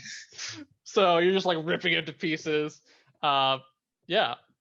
Meanwhile, we have Ichabod in the background. He's just I am laying back on the ground going. All right. And it's dead. Congratulations, you did it. Yay. Ichabod, do you have a health potion? Who are you? What do you want? Who are you people? Where's Thomas? About this time, like there's like a little like gas escaping from its stomach, and like Thomas's head pops out and rolls next to you. You did okay. Let's you did see okay. Here. Do you have a health potion? I'm talking with Thomas. I'm like, do you have a health potion? Do you have something that can help me? DM, I'm not sure how it would really work with me being an Oathbreaker paladin. It might come from a different place, but lay on hands. Do you have lay on hands? It doesn't say that I don't have it. Yeah, then you have it. Okay, so you have a pool of him that pool you can restore to so I can hit points equal to your paladin level. And I know the flavor wise too, it's just like giving somebody false life. Like the same idea where you're pulling positive energy from another place. I imagine whenever you heal somebody, you're like taking like the dying breath of a widow somewhere and you're transferring it to him, if that's what you want to do. A mother died for you to have this. Yeah. What? Yeah, I'm gonna do lay on hands for Ichabod. Okay. How much do you want to heal him for? So that's gonna do.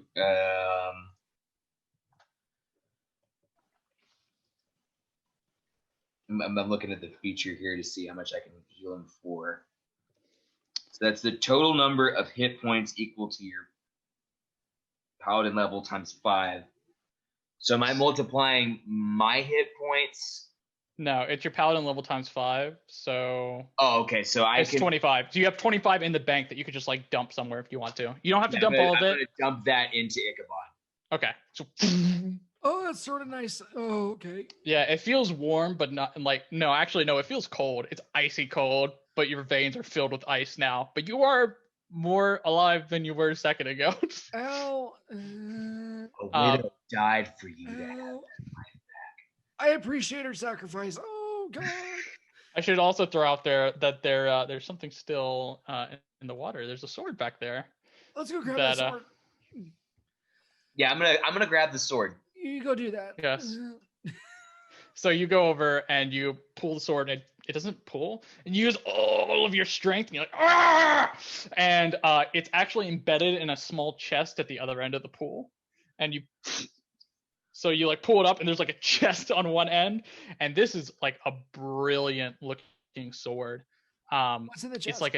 It's a deep crimson red. The blade is, and the hilt itself is like woven, like you kind of like are peeking at it, and it looks like maybe devil runes of some kind. What kind of runes? Demonic runes. So you think this might be a Tiamat inspired sword. And I'll just let you know, because this is a one shot. This is a flame tongue. So, and you can just be attuned to it. What do you want the command word to be? It's a long sword, by the way. Thomas. Hummus? Oh, Thomas. Hold on. I'll let you deal with that. I'm gonna attune it to the word.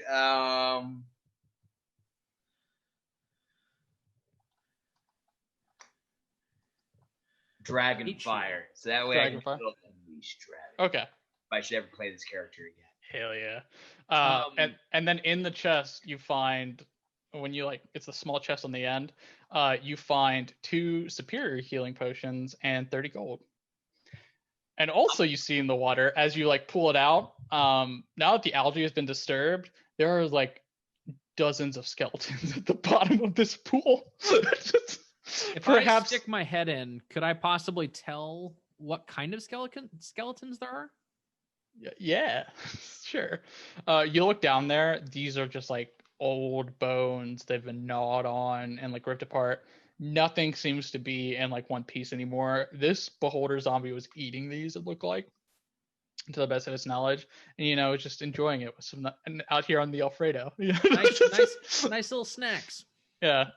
I'm gonna ask Ichabod, since he's now at a better state of health and can do this. Do you see anything that looks like the general? Ooh, can I check? You look, but none of these bodies are recognizable. Okay. So even if the general was down there, you wouldn't be able to know. Okay. I posted in the Zoom chat the snippet about what the sword does when it gets activated. Cool. Is it in the Dungeon Master's guide? It probably is. Although I'm just looking at D&D Beyond. Okay, you need to use this. This is awesome. It's a good sword. Does it have charges? It's a bonus action to light it. Oh. No, it just lit forever. Just lit for a long time. Well, that'll be great. Yeah. So cool. For the viewers at home, it's a 40-foot radius in dim light for an additional 40 feet. While the sword is ablaze, it deals an extra 2d6 fire damage. That is. Oh my god, I'm gonna scare the shit out of some people. I'm gonna set that thing on fire as I spit acid around just for. Maybe you should show it to Thomas. Oh. Yeah. All right. So you all have your sword and you've killed the beholder. And you've cleared the Alfredo. What would you like to do now? So a superior health potion is how many? 44 plus 4. 44 plus 4. Okay. Yep. I'm gonna get that ready because I feel like we're gonna need it. No. I don't believe you. Nah, it's crazy talk. I'm just adding that into my thing here. Yeah. So yeah, you've cleared the Alfredo. Thomas is dead. It's a great sentence. There's a game called Clear the Thomas. Alfredo. There's 4 for that superior health potion. say what? 44 plus 4, was that correct? For the health Yeah. potion? Yeah, for the superior health potions. And about this time, you all start to hear like a ethereal like ah, and then next to Ichabod, nearby the head, My you God, see this baby. ghostly apparition of Thomas. What happened? It got so cold. Dude, you died really quickly. What? You're dead. You're What do you- dead, Thomas. There's no coming back. What are, Evidently there is. He's right there. what are you talking about? I'm not dead. I'm here. I'm gonna hold up his body. I'm gonna hold up his head. Well, just like the top half of his body. That well, He is the doesn't- top half of his body still intact with the zombie beholder kind of like chewing on him. Yeah, it was chewed on, and I said his head came out specifically. So it's his torso. It's probably like his head, torso, and then lower body are all in pieces. Okay, so I'm gonna grab like his head and just show it to him. Like, this is your head. You're dead. Oh You no! died like a bitch. Like, Oh no! I died. Well, why have I not gone yet? I feel as though my spirit is now bound to this place. God damn it! So what you're saying is you trapped him. Oh, maybe he is. Say what? Maybe he is. Soul trapped? Yeah. Alright. If there was a word for it, I think you might be right. I do feel as though there's a disturbance that will not let me leave this place. Huh. Well, this isn't mighty unfortunate. Well, Now we still haven't figured out a way of getting through that other door. Now I'm part of the history. You could be in the play. We writing a play? You writing a play? Well, Thomas, your ghost apparition is following us, or I'm gonna destroy your body and never bring it to your family. Oh, well, I suppose that is good enough reason. And I also would like to escape, and things can't get much worse. So he like floats along behind you. It's like he doesn't need to use his cane anymore. Just kind of like gliding along with it. Okay. God. So now you have Thomas the friendly ghost. So where do you want to go? Well, we still haven't figured out a way of getting through that other door. So maybe we should go downstairs and see if we can find anything that may open the other door. Okay. This sounds like a plan to me. You all make your way back to the main room. You pass the tea room and the 3 broken chandeliers. And you come into that like waiting area, and you notice this, Ichabod. That doll isn't there anymore. God. That doll's not there anymore. That doll's gone. I'm just gonna scream out into the house. Thomas told you to stay still. And then start walking to the basement. As you're walking down to the basement, you hear a giggle. Fuck. Dang it. You both hear it, but specifically it's responding to Ichabod. All right. I'm gonna shout out, "Coward!" Coward! Oh, don't antagonize it. I read this great tome. It had this character in it, a historical figure named Chucky. You don't want to antagonize it. No response. And I pull out an arrow and I'm walking down. All right. So the heroes, you go down to the bottom of the stairs here, and you see this. There's no like split off paths that lead directly to a closed door. Would you like to check the door for traps? I know that you do that. So would you like to? All right, roll an investigation check. Ooh. 20. You do not see any traps on it. Open the door. Right. So You open I walk in the and I door. just kind of like tap Thomas's decaying head of just like, Thomas, go see if anything's in there. I was like, I can't see so well out here anymore. I don't care, Thomas. I can't enter these rooms. Does your family get to do a funeral for you, Thomas, or no? You know, when Thomas probably turns not. into the bad guy and is the final boss, I'm gonna say I told you so. Yeah. You've wronged me for too long. Roll for initiative. So you like open the door and you like go into the room. There's like a creeping green gas all along this like stone dirt floor. The green gas, is it similar to the green light that we saw? Similar, yes. Okay. In this room, center, you can see the back room is covered in shelves and apparatuses and surgical equipment. And laying on the center on a slab looks to be a partially constructed flesh golem.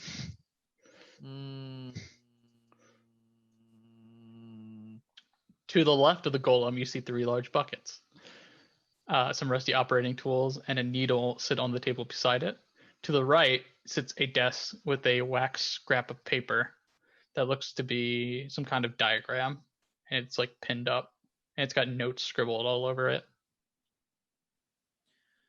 Okay, I think we got 2 choices. 1, leave it alone. 2, finish building it. So it looks like construction was completed on it? Mostly, it was not finished. It still is missing parts of it as you're like looking at it. It was like in process of being sewn together and put together. I'm gonna throw parts of it like into different corners of the room. Okay. Solid So idea. Just like it's not coming back together. Sure. Hey man, my roommate just walked in. Hello, roommate. As you walk over, I'm gonna let you all know the door behind you slams shut. No. Oh boy. And yes.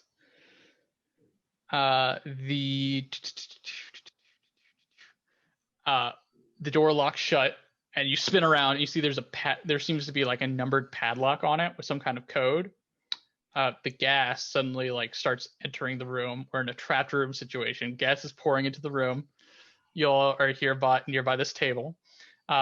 So what do you see here? You see 3 buckets and holding many feet, hands, and like multiple brains in these buckets, all gross and decaying. And yes, so now we're in a situation where we need you see the piece of paper, the wax piece of paper that is next to it. I'll send it to you all. I believe I can send it to you all. Copy image. Can I just do it in here? Can I do it in here? Damn it. There's a way to do it. I'll attach a PDF. But essentially, it's... Oh, you can click File? Yes. Your computer. Gotcha. Your computer. So what it is there's several notes and diagrams on it. And I want to send you whichever one of these is... One of these is called, there it is, the Flesh Golem page. There you go. And you can see that there's some notes scribbled on it. For folks at home, I will explain them to you while they look. It is a diagram of the human body, and it's got some notes, hands, feet, brain, some numbers next to those. There's a note there that says 3 more body parts to complete him. Not enough time to finish him. I don't want to die. And solving the formula will tell me which the right parts are. The door's locked. I'm trapped. Gas is coming. If only he knew the code, referring to the flesh golem, looks like. But now his brain lies in the bucket for my flesh golem. Cool. Crap. So the implication here, I would just be straight up, seems to be finish making the flesh golem or perish. Yes. So it's got, you can see that parts of this body are labeled and numbered. Okay. About where, so would you, Can you all solve the puzzle? So we just have to match the corresponding flesh parts to where it goes. Correct. Okay. Oh man, I know nobody is gonna care about this, but they blurred out his dick, you guys. They blurred. Yeah, I saw. They blurred out his dick. I can't believe they've done this. I can't believe you've done this. We can do all sorts of ho-nannies. We can rip eyes out of sockets. I can push around an old man as a hostage. Yeah, but we can't show a penis. We can't show a penis. God forbid my Christian values get offended. Exactly. I'm very upset. Even though there's dead zombies walking around. Right. I think I got him. All right. What are the answers? Okay, so it's 2, 7, 3, 8, and then it's going to be 4, Okay. 3, 12, 6, 24, 12, Okay. 8, 16, 22, 44, 50. Okay. So Ichabod has figured out the numbers. So now that you've figured out what the numbers, you can see that they're among all these body parts are labeled. So you go digging through the buckets to find the corresponding numbers. So like there's a foot that has a 4 on it. There's a brain that has a 50 on it. There's whatever the other part was, that's 12 on it. And now I'm going to need you both to make medicine checks to try to assemble the golem. Oh, good Lord. You get to do, and meanwhile, like gas is filling in the room. We've got a time limit of, I believe it says 3 rounds. So yeah, no worries. What'd you get, Jackson? Jackson, you're a halfling. Okay. Why have we been doing this? I've just realized. Jackson, you're a halfling. You get to re-roll your ones. You re-rolled 1 twice. God damn it, Jackson. Ichabod. I rolled 2 ones in a row. Ichabod, please. Son of a bitch. Jackson, the dice hate you today. Yeah. Not hated me. I've gotten a 15. Oh, yes. So you were able to. Ichabod's not able to. He was able to find the parts, but he's too shy to like go. You, on the other hand, somebody carrying around like a head, like just drenched in guts. You're just like, give me the parts. I'm gonna put them together.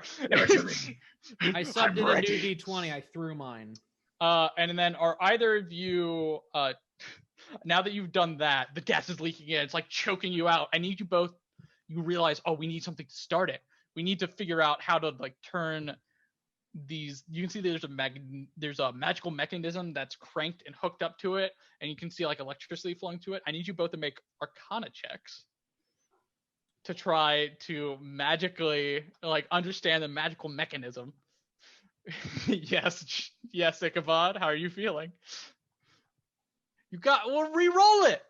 You get to re-roll that one. If you roll another one, I use another D20 too. I'm gonna like reach through the screen. Yeah. All right. So Ichabod is incapacitated. One again. Good roll in there, you lucky boy. What did you get? 17. Oh yes, that'll do it. So being choked down the gas, Ichabod like found the parts, but like and like fell over. He's starting to choke and suffocate. You, on the other hand, you're just focused. Your anger is honed. I'm ready to know this shit.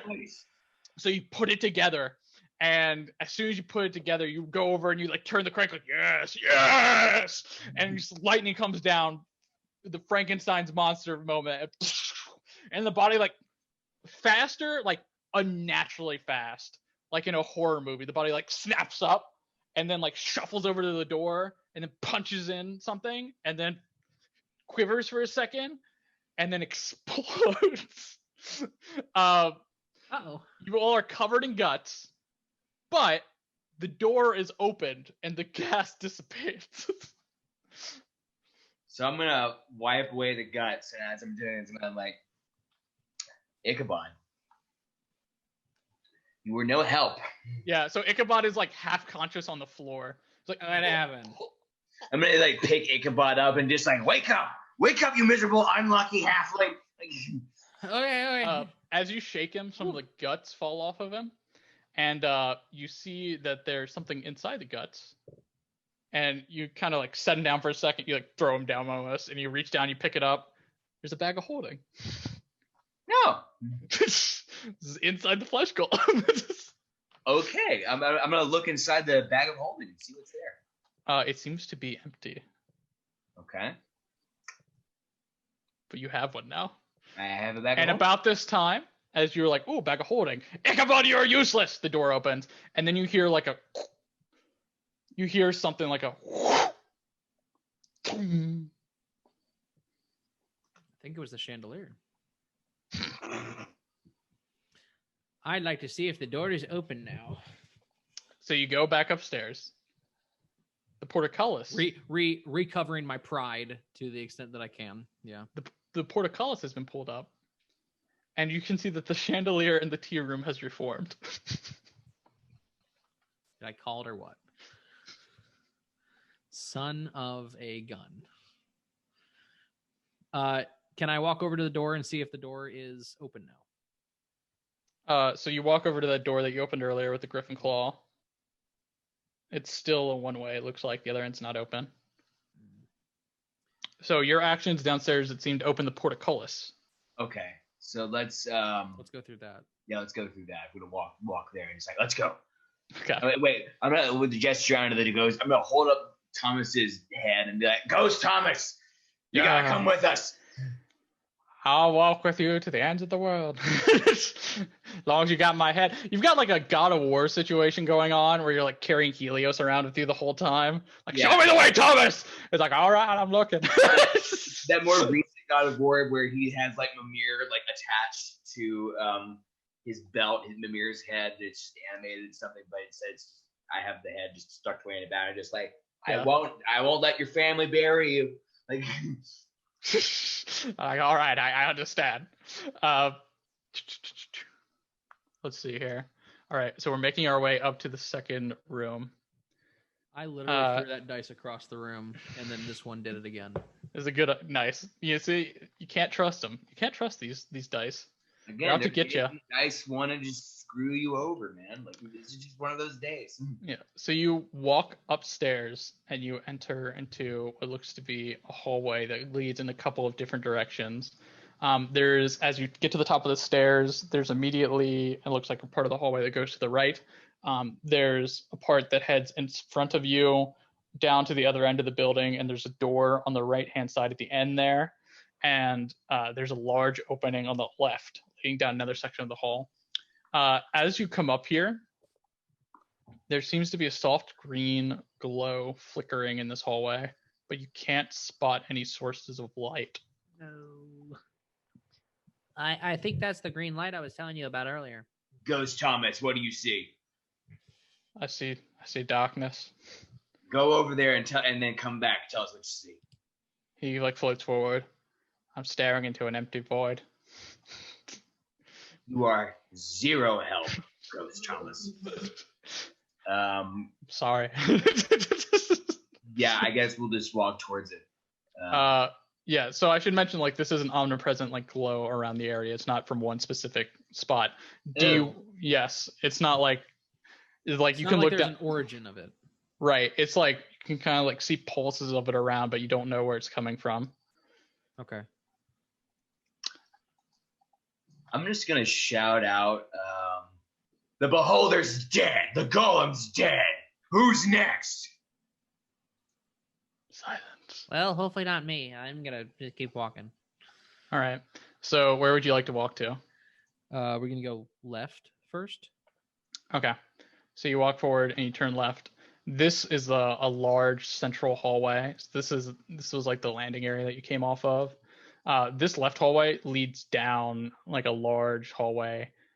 You see 4 rooms, 2 on the left, 2 on the right, and then you see a door at the end of the hallway.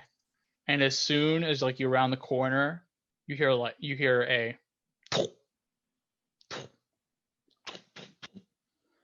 and it sounds like something is banging at the door at the other end of the hallway.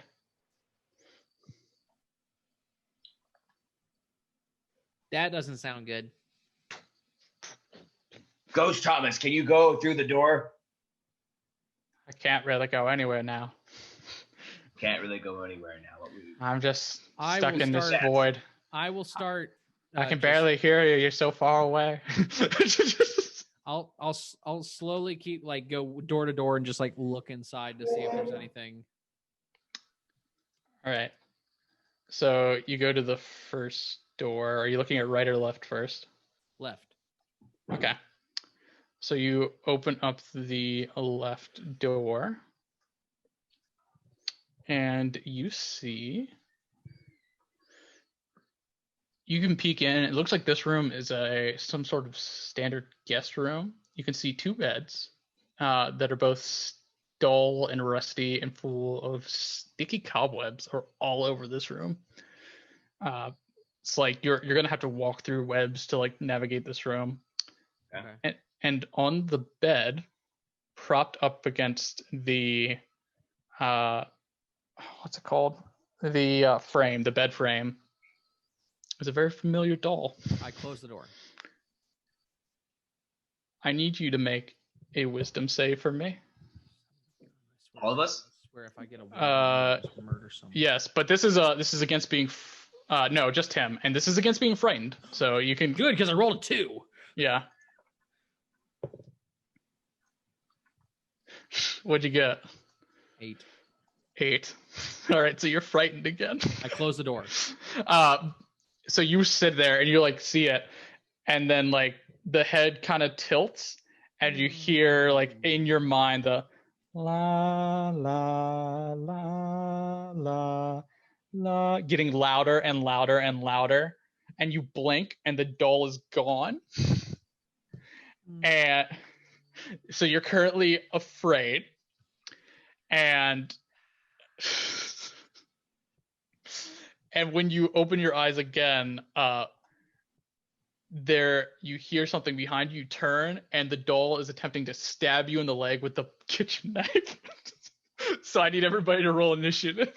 From the doll? From the doll. The doll's got a knife! Thank God I got a 21. There you go. Got a 10. Okay. What does the doll get? Let's find out. Oh, not that high. So the doll's going to get an attack first because you're spooked. And it surprised you because you were spooked. It's going to roll. And what's your AC, 15. Ichabod? 15. I don't think that hits.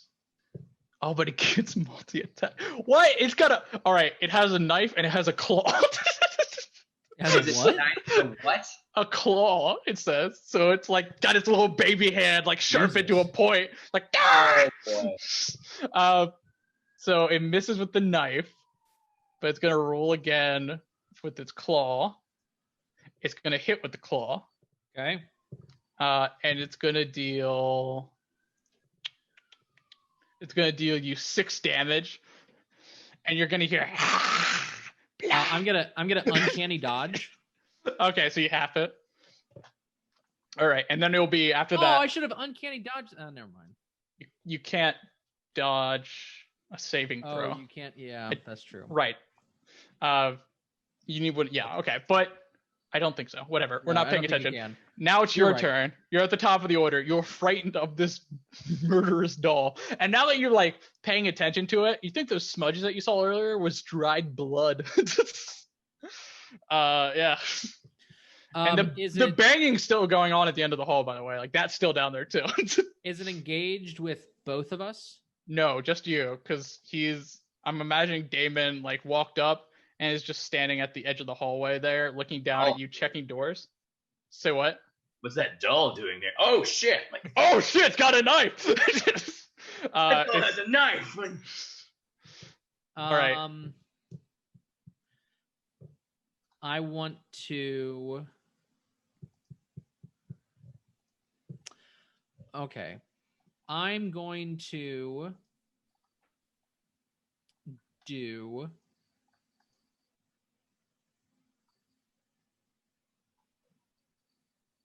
You can do it, Ichabod. I believe in you. I'm gonna run about 15 yards. Are you disengaging? No. Okay. Just gonna try and knife you. Okay. All right. It misses. Great. Slashing at your heels. I go. It's like an I go army 15 wide-up yards shoulder. away. Like, I'm going to bonus action insightful fighting. insightful. What does that do? Insightful fighting. As a bonus action, you can make an insight check against a creature you can see that isn't incapacitated, Oh. contested by the target's deception check. If you succeed, you can use your sneak attack against that target, even if you don't have advantage on the attack roll, but not if you have disadvantage on it for 1 minute. That's amazing. I So- need to make a deception check. Yeah, you need to make a deception check against my insight. All right, I'll tell you what it rolls. It rolls pretty well. Very well. It rolls a 17. I rolled an 18. Oh, hell yeah. All right, It's what do you want 11 to know plus about it? 7. So I'm going to attack it with advantage. Okay.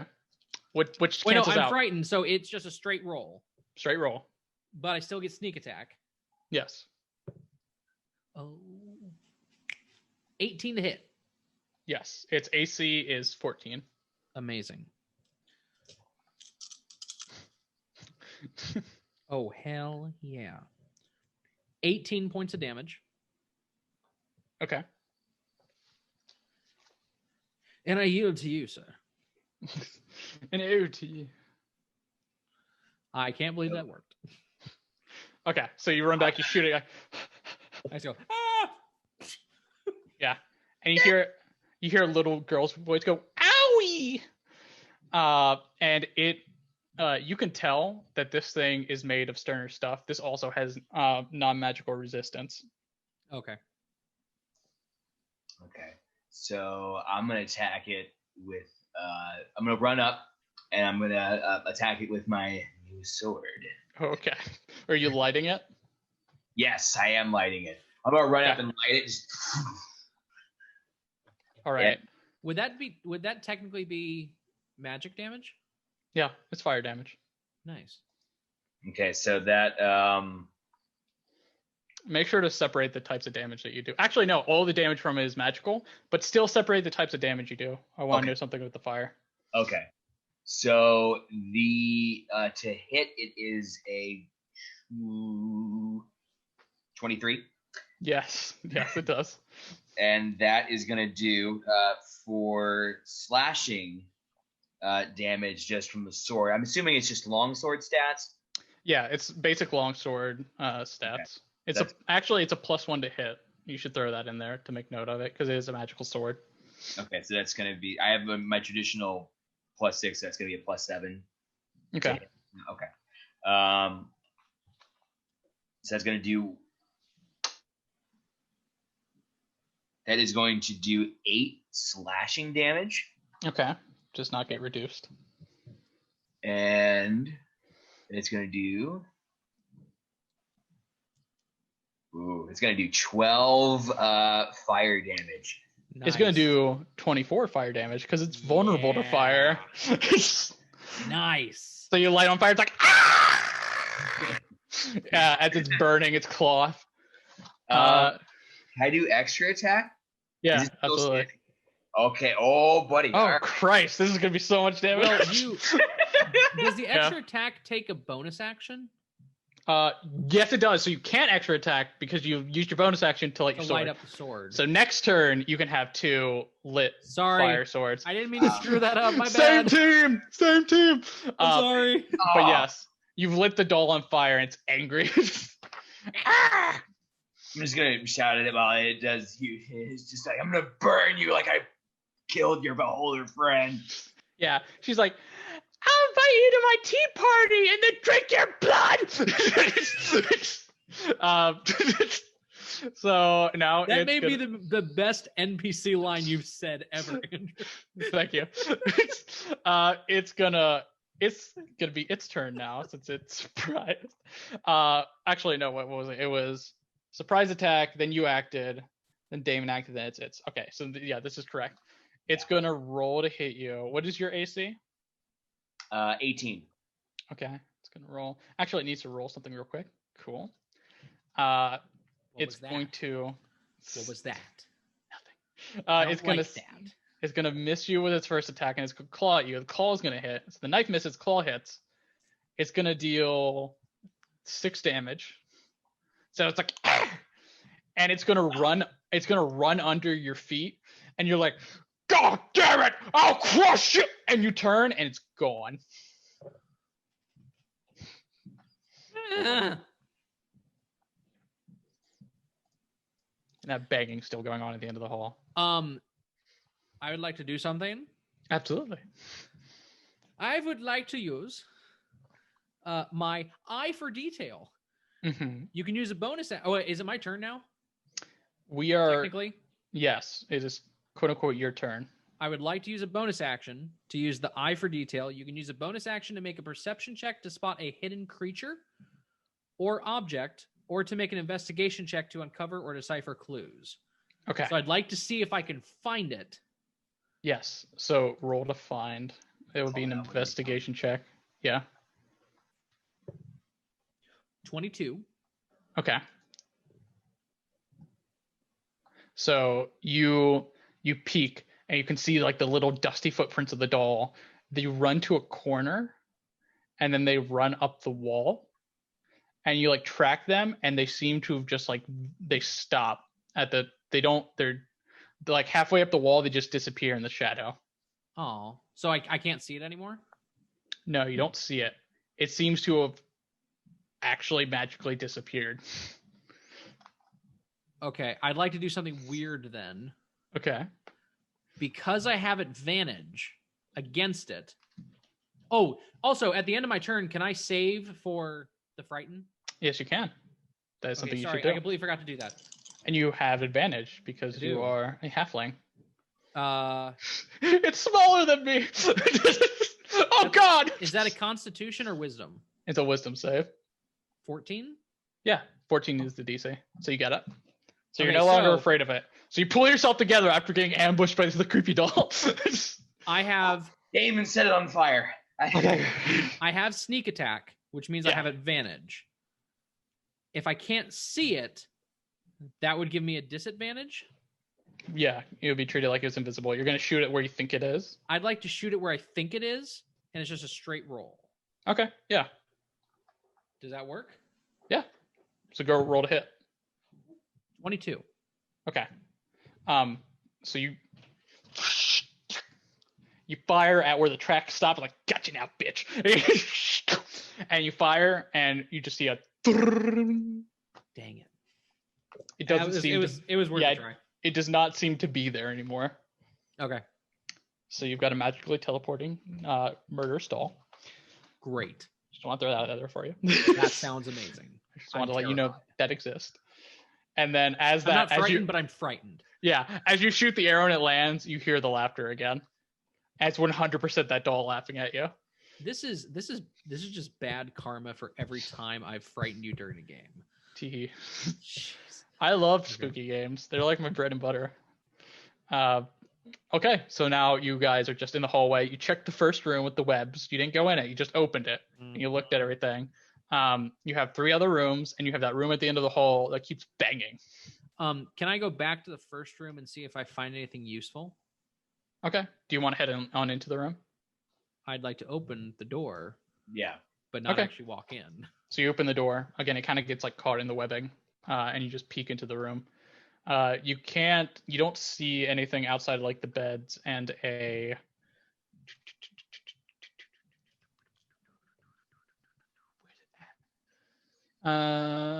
Dusty and full of sticky cobwebs.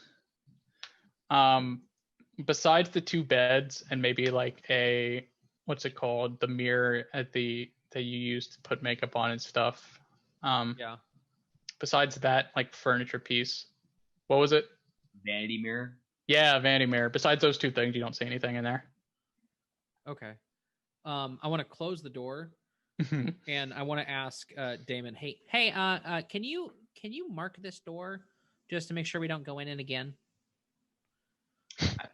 I just put a big slash into it. It's perfect. That'll do it. And I go to the one on the opposite side, the first one on the right. Okay. I swear to God, there's a dog. Where there's the door where the banging is coming from? Is that it's at the end of the hallway, the one that's banging. Do you want to investigate while he looks at the room? Maybe I see the look in his eye, and I go, maybe we should tackle that one together. Come with me now. Let's systematically. Thomas is like, I'm here. I will join you. Thomas, you bastard! He holds my corpse. I mean, that's fair. Okay. Thomas, right. Do you believe? And I like pat his head. Do you believe in us? I do. Thomas believes in us, Ichabod. Come on, let's go. All right. So you go to the other end of the hallway. You get near to the door. Can you roll a perception check for me? Can I do that as well? Oh yeah, both of you can. That is a 13. 12. Okay. So you both hear. It's not super hard. You hear on the other side of the door like a and there's like scratching, and you can hear like something going at the wood. Is my sword still aflame? Yes, unless it's sheathed or you tell it to go out, it is flamed. I am going to keep it out the whole time. So that Okay. way- This seems like a door we don't need to open. Can I see if there's any traps? Yeah, roll an investigation check. God damn it, that's my job. Nat 20. Too bad. There are no traps on this door. Okay. I'm going to But kick the trap door. is when you open the door and there's a creature Yeah. there. Roll an attack roll against this door. Oh God. It just for kicking it or okay. Yeah. So Or you can do an athletics check, whichever one's better. okay. That's going to be a 21. Oh yeah. So you like Spartan kick open the door. And as you Spartan kick open the door, you hear like a and you see what look to be two ghast get knocked on their asses, like flying back from the door, getting caved in. And we're rolling initiative again. Oh boy. But these ghast are currently prone. That's not bad. It's Ghast- nat 20 again. Oh my goodness.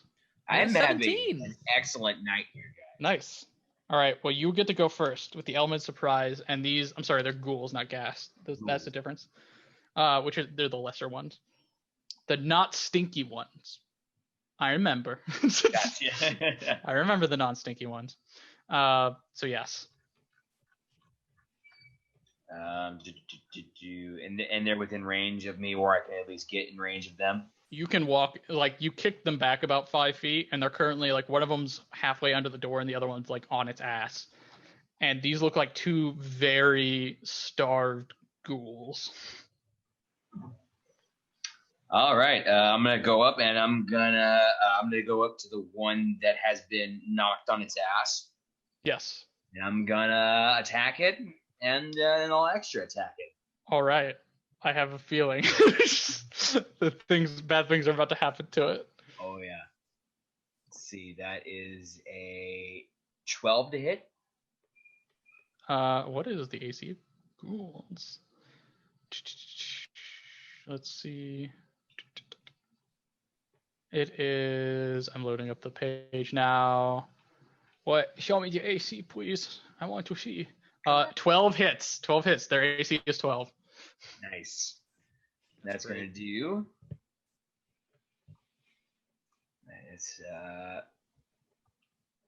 It's gonna do 12 slashing damage, and then for fire damage, that's gonna do 4 fire damage. All right. You kill it. So you like cut it, and it just immediately bursts into flames. Like, Since I just used the one attack, oh yeah. I use my extra attack on the other one. Is that within range? Oh yeah, definitely. Okay, let's gonna You do like that. step over and go at it. And that's going to be a 21 on that, so that's going to hit. No hit. And that's going to do 9 slashing damage. And 6 fire damage. That will kill that one as well. So you just go in and you're like, and you just, you turn around and you're like, "Argh!" And you see Ichabod, Damon standing over the corpses of 2 burning ghouls. And we're out of combat. Okay, Good you job. seem to have got I'm going to it. Fine. shout out, what else? Where are you, General? Nothing in this house can kill us except you. Bring it on. I think that's intimidation we did not need. I'm going to go to the second door on the left. Okay. I'm gonna try to break it down, but I have a -1 to strength, so I'm just assuming I fail. So you'll open it. Can you roll a D10 for me? No, crap. I just want to know what's going on. 3. Okay. Screw you, Andrew. So this is the door on the right. No, it's the one on the left. Is the one on the left? Okay. The second one on the left. Absolutely. So this is this one, which means that this room is. All right. So 2 things I'm going to tell you real quick. First off, I'm going to address the room that Damon busted into and killed the ghouls in, because we're in that. So in this one, as you kick the door, you kick the door in. The room is an old servant's living quarters. There's a shared lavatory as you peek around in the northeast room, and a shared bathing area in the southeast room. So there's 2 rooms that are attached to this. Yeah. So this is like a large section. You can see 5 beds with small personal chest on the right-hand side of the room as you enter, and on the left-hand side of the room there are 2 more doors, and one of them leads to a lavatory and one of them leads to a bathing area, and there are 4 poop buckets and 6 baths. Okay. Yeah. Seems like a lot. If that's all I see, I'm just gonna it's a bathroom, and I'm gonna walk out. Yeah. About this time, Jackson, you open this other door, which is great. I'm so happy for you and your opening of doors. So you open this door, which is this one. This room is the kitchen. Across from you see a hot plate with a fire pit below it, though it has not been used for a very long time. There is a bench on the southern wall and wooden cupboards fixed above head height on all sides. You can see that some of these pots, pans, knives, cups are hanging dulled and tarnished from age on their hooks below the cupboards. Along the southern wall, there is a hole in the floor, and you instantly see a small chest on the hot plate opposite of you. But also what you see sitting on the countertop is the doll with its back to you. This is all as you're opening the door. And as you open the door and you see the doll, it turns and smiles at you and then lunges at you again. Roll initiative again. This is so fun. Let's go again. Let's do it. 19. Ooh. It rolled a 20. It's gonna try to stab ya. I got. Does it matter for me? Can I see what's going on with? Roll initiative because you will be involved if you get down there. Yeah, I got 13 on that. Damn Okay. this doll. Something that you notice as this doll comes lunging at you is you can see parts of it that were cut or shot by your arrow have been like stitched up and together. It looks as though it's repairing itself. It's learning. It's going to attack you. Okay. And it's going to try to cut at your ankles. It's going to miss with the knife, but hit with the claws. It seems to be like a really recurring theme for it. It's going to get you for 5 damage. Uncanny dodge. All right, for 3 damage. It's going to claw at you. It's like...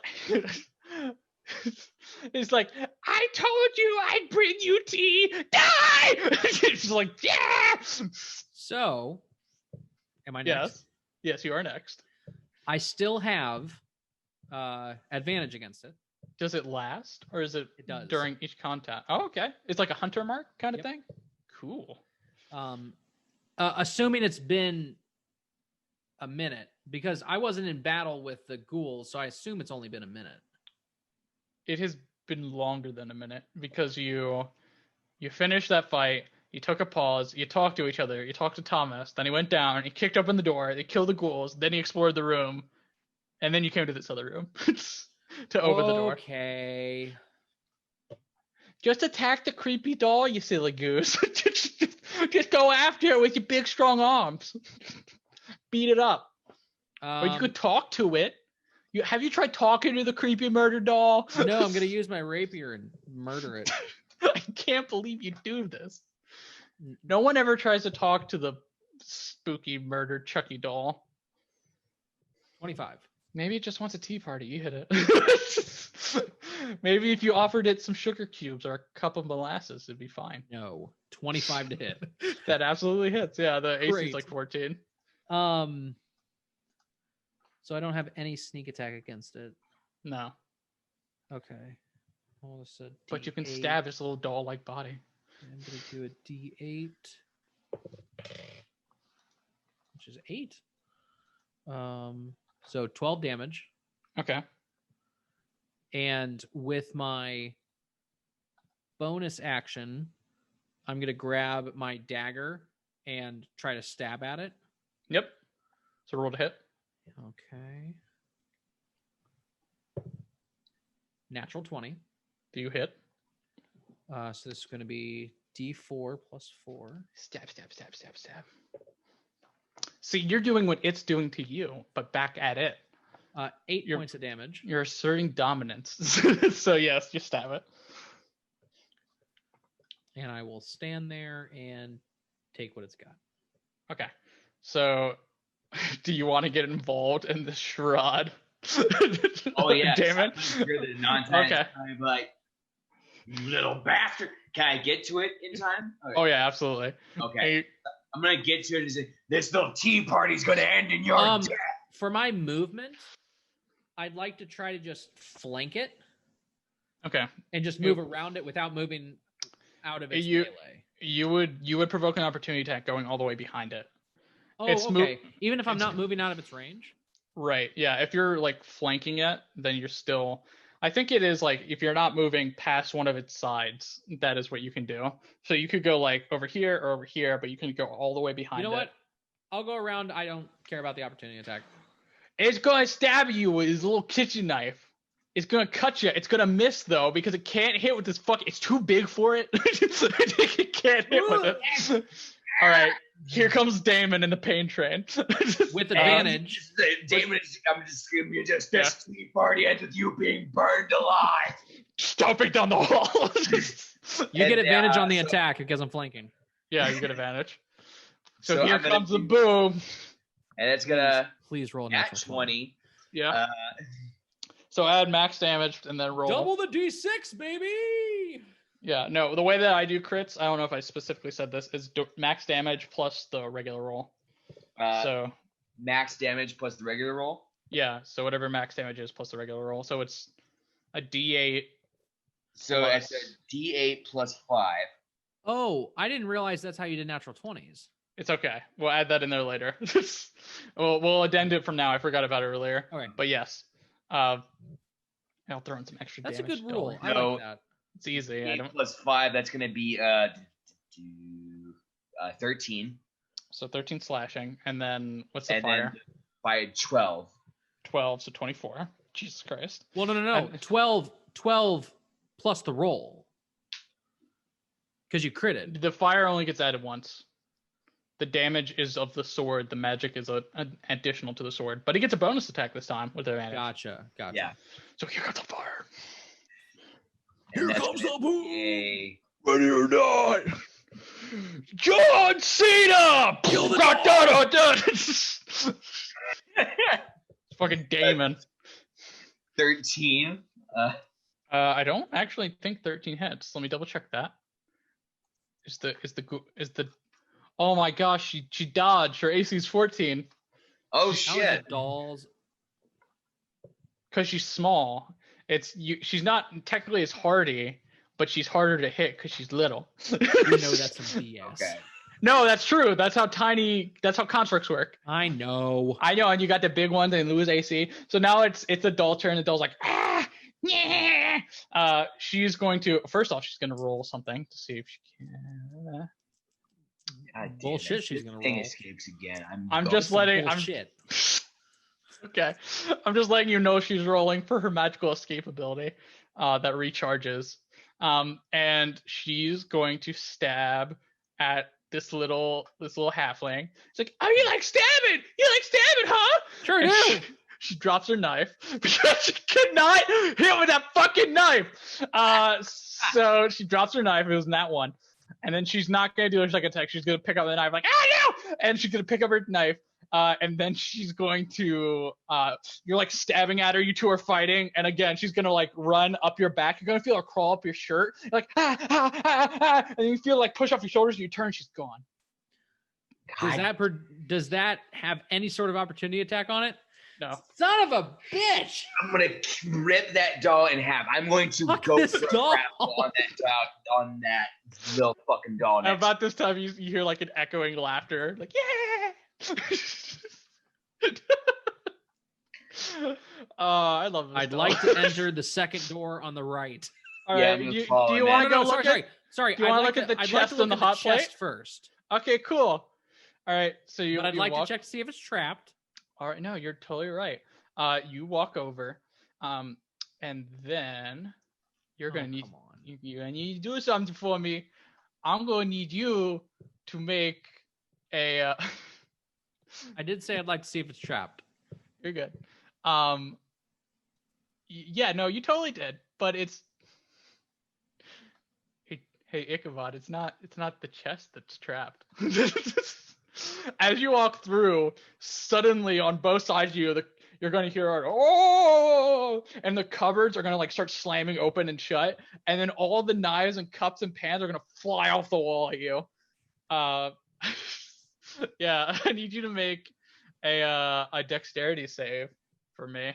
You can do this. You can do this, Ichabod. Come on. 25. Oh, absolutely. You take 2 damage as you get pelted with cups. But you notice that it seems that this room is Uncanny haunted. dodge. 1 damage. You see that this room seems to be haunted by some sort of poltergeist. so like the cupboards are swinging open and shut, and like, whoa, you can feel it's really Son of cold a in here gun. now. And you can just like, you look into the cabinets and you can almost see like the faces of the damned like fading in and out from each of the cabinets that they seem to be possessing. You're like, oh! So I'll let you know, as long as you're in this room, as long as it continues to go, every round you're gonna need to make a save. I'm just gonna grab the chest and run. All right. Cool. Make one more save as you run back through the room. You can do it. Oh! 21. You totally make it. You know how much damage you're gonna take? 2. 1. If You can't uncanny dodge on twice. 1, yeah, you can't do that. No. So you get hit with a particularly hard cup. Oh, Yeah, in your head. I Cup run. head. Fuck. Fuck. okay. I want to check the chest. All right, you check the chest. Yeah, I'm just gonna follow him out because whatever's going on in there is just something. I'm like, yeah. Yeah. I want to see if it's trapped. Okay. Roll an investigation check. 10. All right. The chest is not trapped. I don't believe you, but I'm gonna open it. Okay, cool. Make a dexterity save. Son of a bitch. 25. Cool. You take 3 damage as you get hit by a slightly larger cup. Oh, I thought I was out of the room. You are out of the room. A cup comes flying out of the room and hits you. You're such an asshole.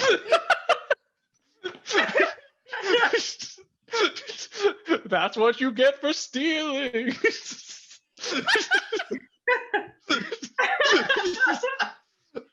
Inside the chest, you find like old ancient coins that seem to be.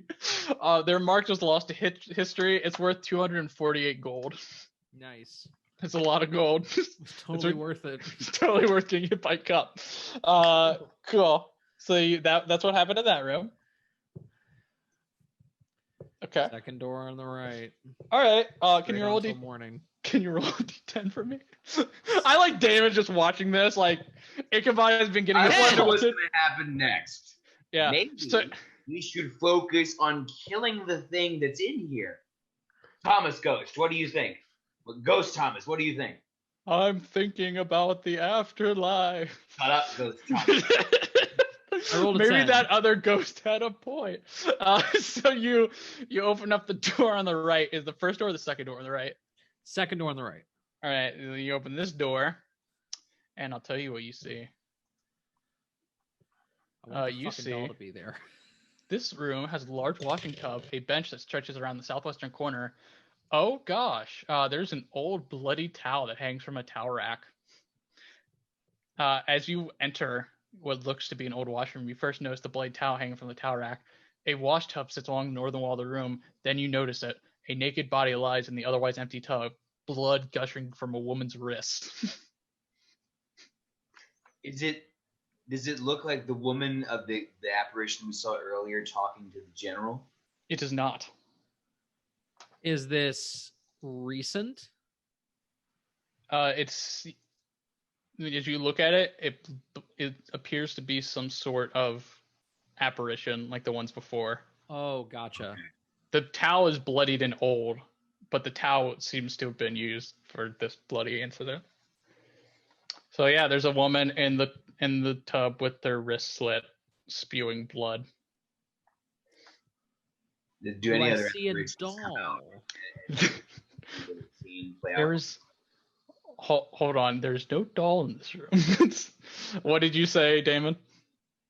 Is there any other apparitions coming out and playing a scene like last time? No, not like last time. It's just this one in the tub bleeding. My sword is still on fire. Uh-huh. I would like to light the towel on fire. All right. With my sword. Smells like be like, come out! All right. As you burn it, the ghost catches on fire, screams, and evaporates. You smell oxidized blood in the air as you burn the towel. And then you hear a giggle. No. Do I see the doll? No. Shit. Just giggles. Next door. Is there anything else in the room that would lead us to believe that someone is there? Currently, no. It's just the tub, which is now empty. Maybe has some ectoplasm left in there, if you want that. But otherwise, just like the towel and The burnt towel. the burnt towels. I'm gonna look at Ichabod and just like, we've got to find whatever these blue little shit eyes are. That's why I keep checking every door. Kill whatever it is. And that's why I keep on checking every door. I need to make sure we don't leave any stone unturned. This is amazing. This was really fun for me. All right. So Do you want much to box text? Do you want to go to the next door? Yes. Yes. Who wants to open the door? I do. Roll a You d10. do? Oh, yeah, roll a d10. I got a 3. Okay, cool. Shit, here comes the doll. So you open the door, and there's not a doll. Don't worry, you're fine. Oh, thank God. Thank God. Yeah. That fucking doll, man. It's just You're like telling really me fucking. it's haunting me. I am know. going to grapple that doll. You're not going to let it go. So this one seems to be an old laundry room with a bench that runs along the southern wall and a large iron stirring pot for washing clothes. Ahead of you see another ghostly apparition stirring what looks to be an ectoplasmic load of dirty clothes. As soon as you enter the room, the ghost apparition looks at you and fades. Now it's just you in the room. Do we see anything of interest? Nothing but clothes. I'm gonna burn the clothes again. That did something last time. Yeah. Fuck you, clothes. So you like the I'm clothes. gonna shout out. It's not really doing anything. Coward It's while I just a do it. statement. So you burn, you're like, coward! And then you hear a crash. Must have been the chandelier downstairs. You're such a troll. Oh man. You're such a troll. Chandeliers. So yeah, Ichabod's like, all right, Wait, which one? Yeah. The first one that readjusted itself. Oh, gotcha. Yeah, because the other two are crashed. Yeah. Couldn't be that one. So yeah, you go to leave, and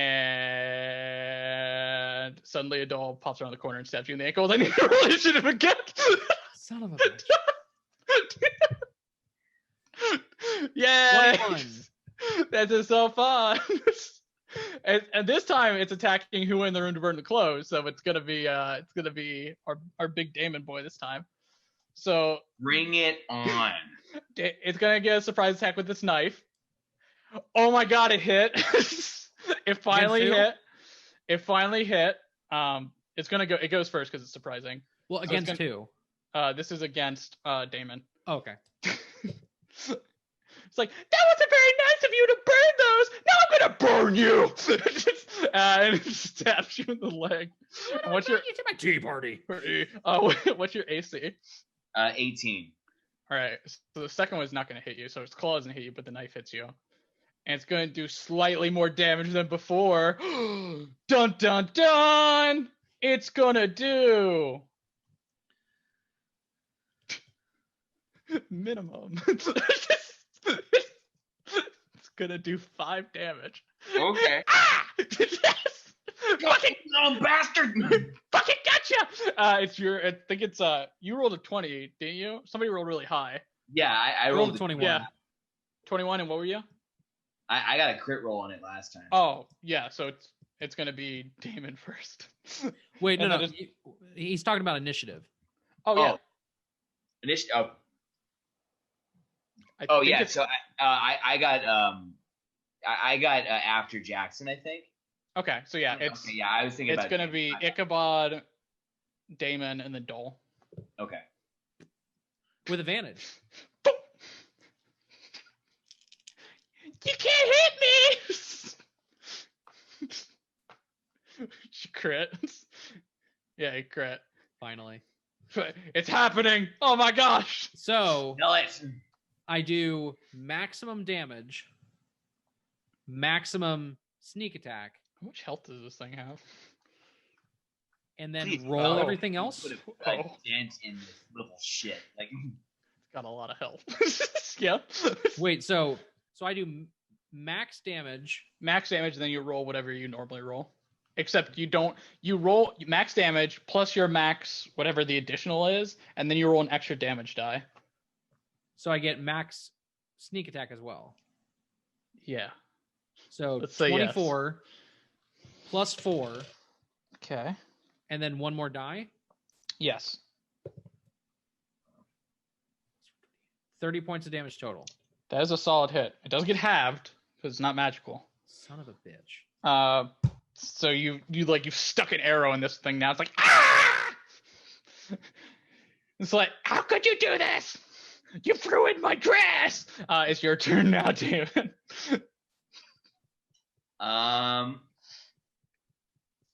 you know what? I'm gonna try what I'm thinking on the I'm so Extra angry attack. at you right now. or actually DM. Can I attempt to grapple on an extra attack, or no? That needs to be my main action. It would be your main action to grapple. Okay. It's like an action to if grapple. grapple fails, can I still do my extra attack? Yes. Okay. I'm gonna try and grapple this thing. This thing is not getting away like last time. You can't catch me. Is that an athletics check? Yeah, it's an athletics strength check for you, and this can use strength or dexterity. It's going to use dexterity. It's going to attempt to roll acrobatics to slip out of your grasp. Okay. It did not roll well. It rolled a 9. I rolled a 24. You got it. You're like, let go of me. And then I'm gonna extra attack it. Okay. It's like, does this mean you want to play? Can you get a? Is it with advantage if the target's grappled? Yeah. Nice. Ooh, okay. So you're just holding this thing. You're gonna like put the sword in it. Get out the fucking sword.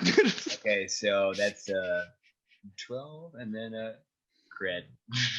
Yeah. Really? Yeah. All right, you crit it. So max damage that's gonna do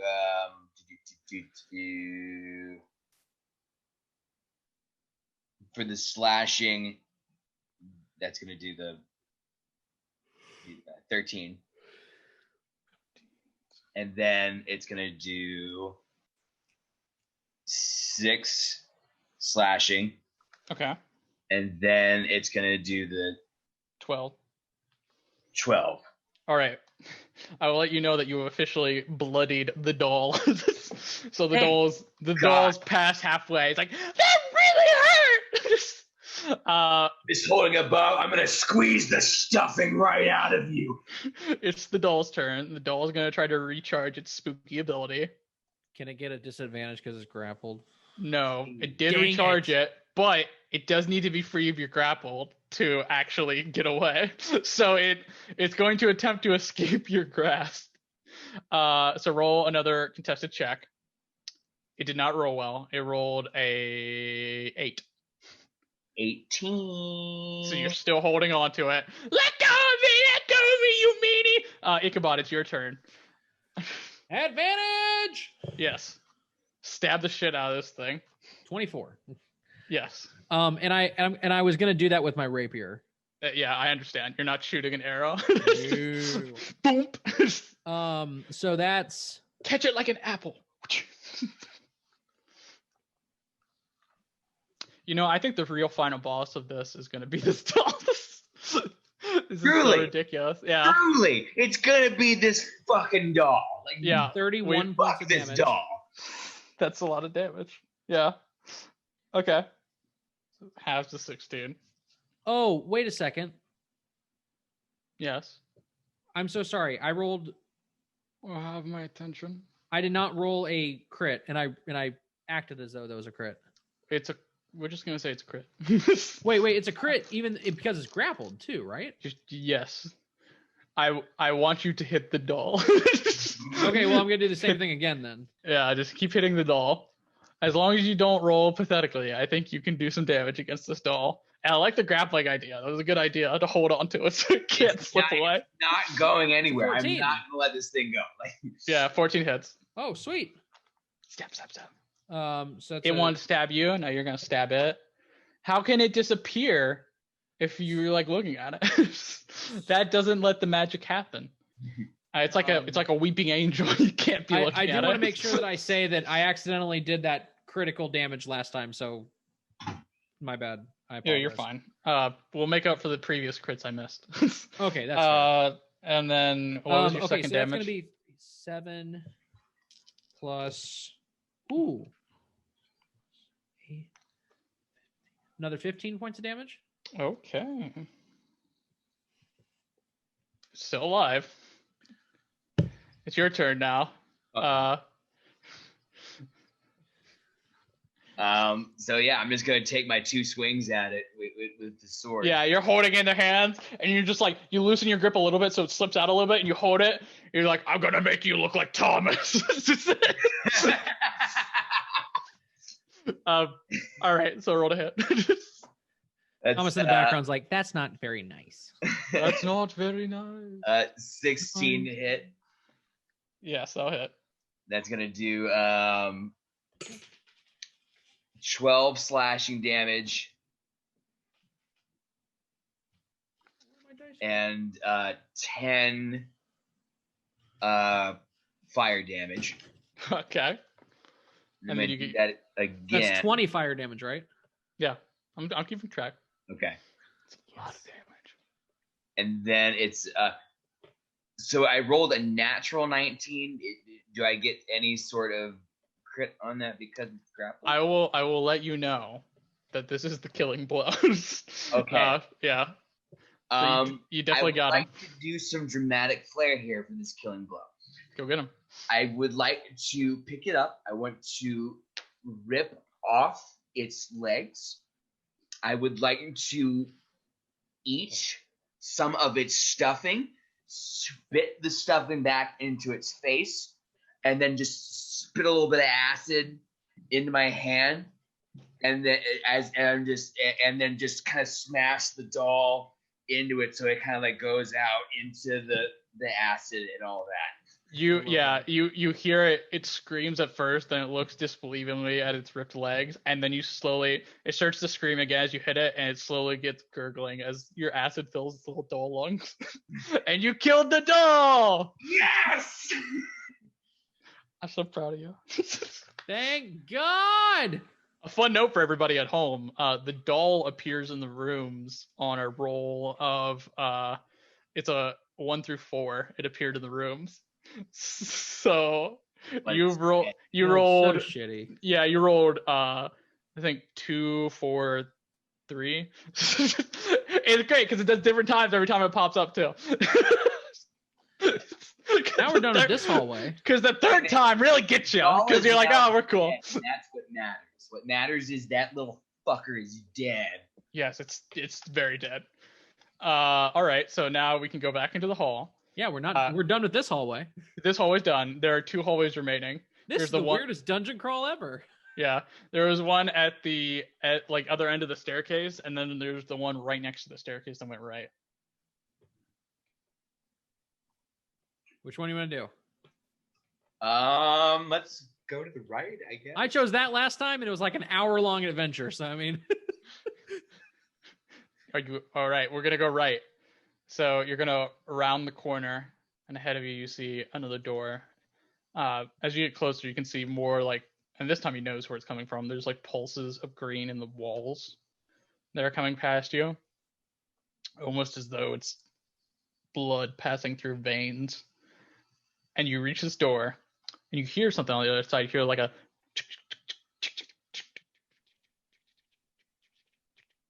and you open the door. Okay. And as you enter the room, you notice something that seems very unnatural, though not entirely unexpected in a place like this.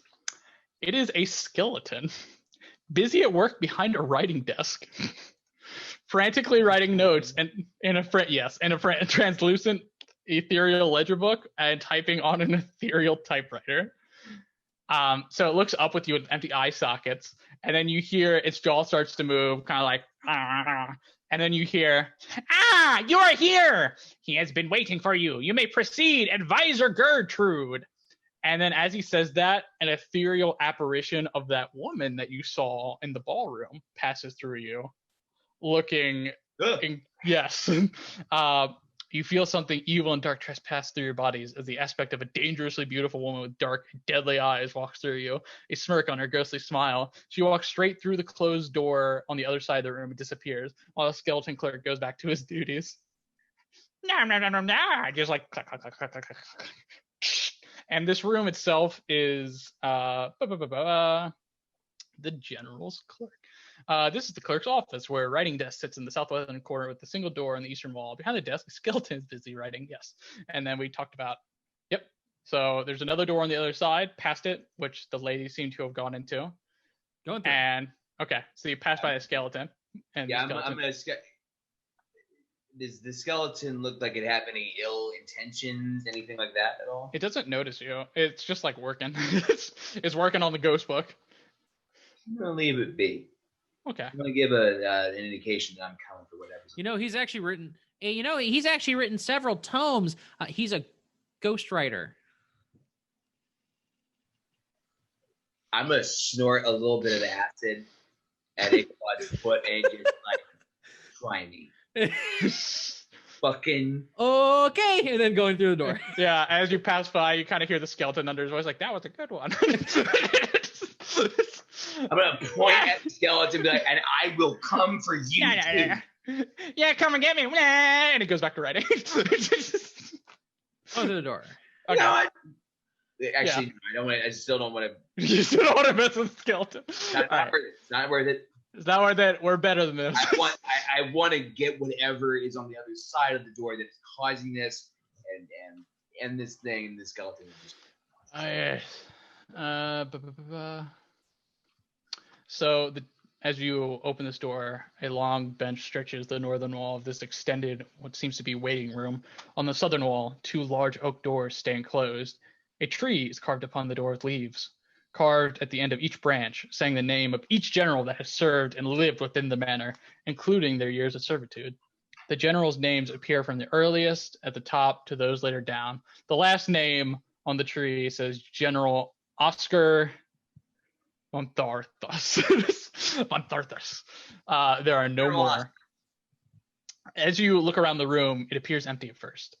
But then, at the blink of an eye, you see a small, pretty girl, no more than 5 or 6, is suddenly sitting on that long bench that stretches along the northern wall. She seems to be waiting patiently.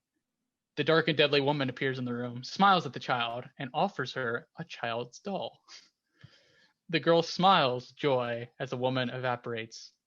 The smile then begins to turn to pain and anguish as blood-soaked stab wounds begin to appear on her silky white dress. She falls limp and tumbles to the floor before disappearing. You notice that the doll is lying on the bench, a knife on its hand and a grin on its face, and then turns to face you, and it jumps at you, and it disappears. Thank God. Killed it. Because it is dead now. If you didn't kill it, this is where you fight it again. Do we see anything? What else is in the room now that the apparitions have kind of gone out? Yes.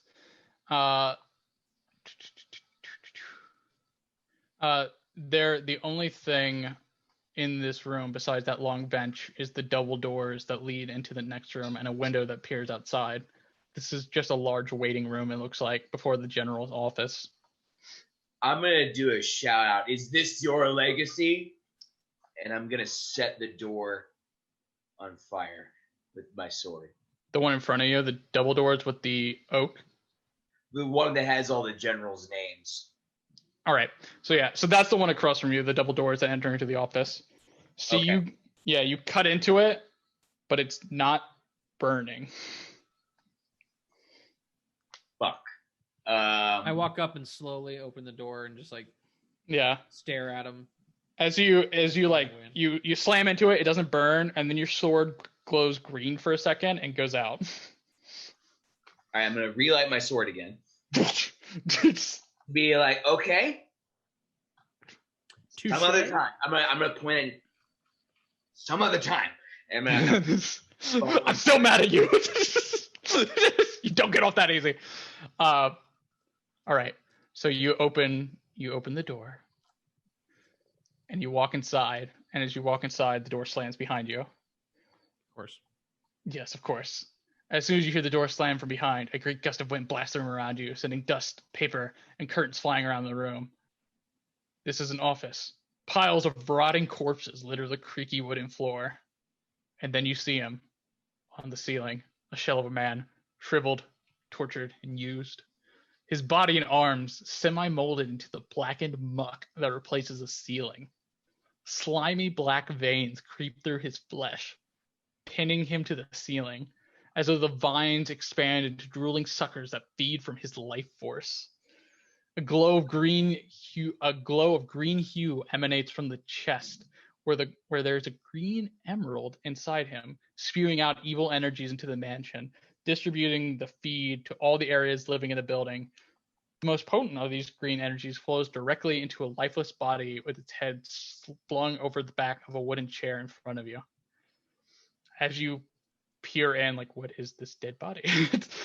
The body, all of a sudden, its head snaps up and snaps 180 degrees around at you, and then you recognize her. It is the woman, the apparition from the manor. It is the dark advisor, Gertrude. She grins and wide and evil, and then cackles a haunting laugh. Not too unlike the doll's laugh, actually. And as she cackles, her features grow long and haggard. Her skin turns midnight blue, and her pupils turn red as the 9 hills. I need everybody to roll initiative. You found Gertrude. Oh boy. Oh boy. Let's go. 15. No fight. Natural 20. Yeah. Okay.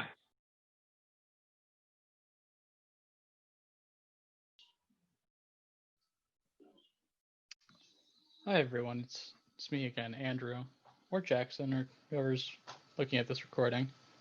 I just wanted to let you know that you're all loved and have a happy socially distanced Halloween. If you do trick-or-treating, remember to wear masks, either spooky ones or medically sound ones. And if you're giving out candy, you should definitely make sure that it's like at like a distance, and you can either pelt it at people, which probably won't go over well, or you could definitely like create some sort of slide or Rube Goldberg contraption and like feed the candy to people via that, because that would be really neat. And just like send it down the line. You could also build tiny trebuchets and like fling it, and I think people would be more accepting to that.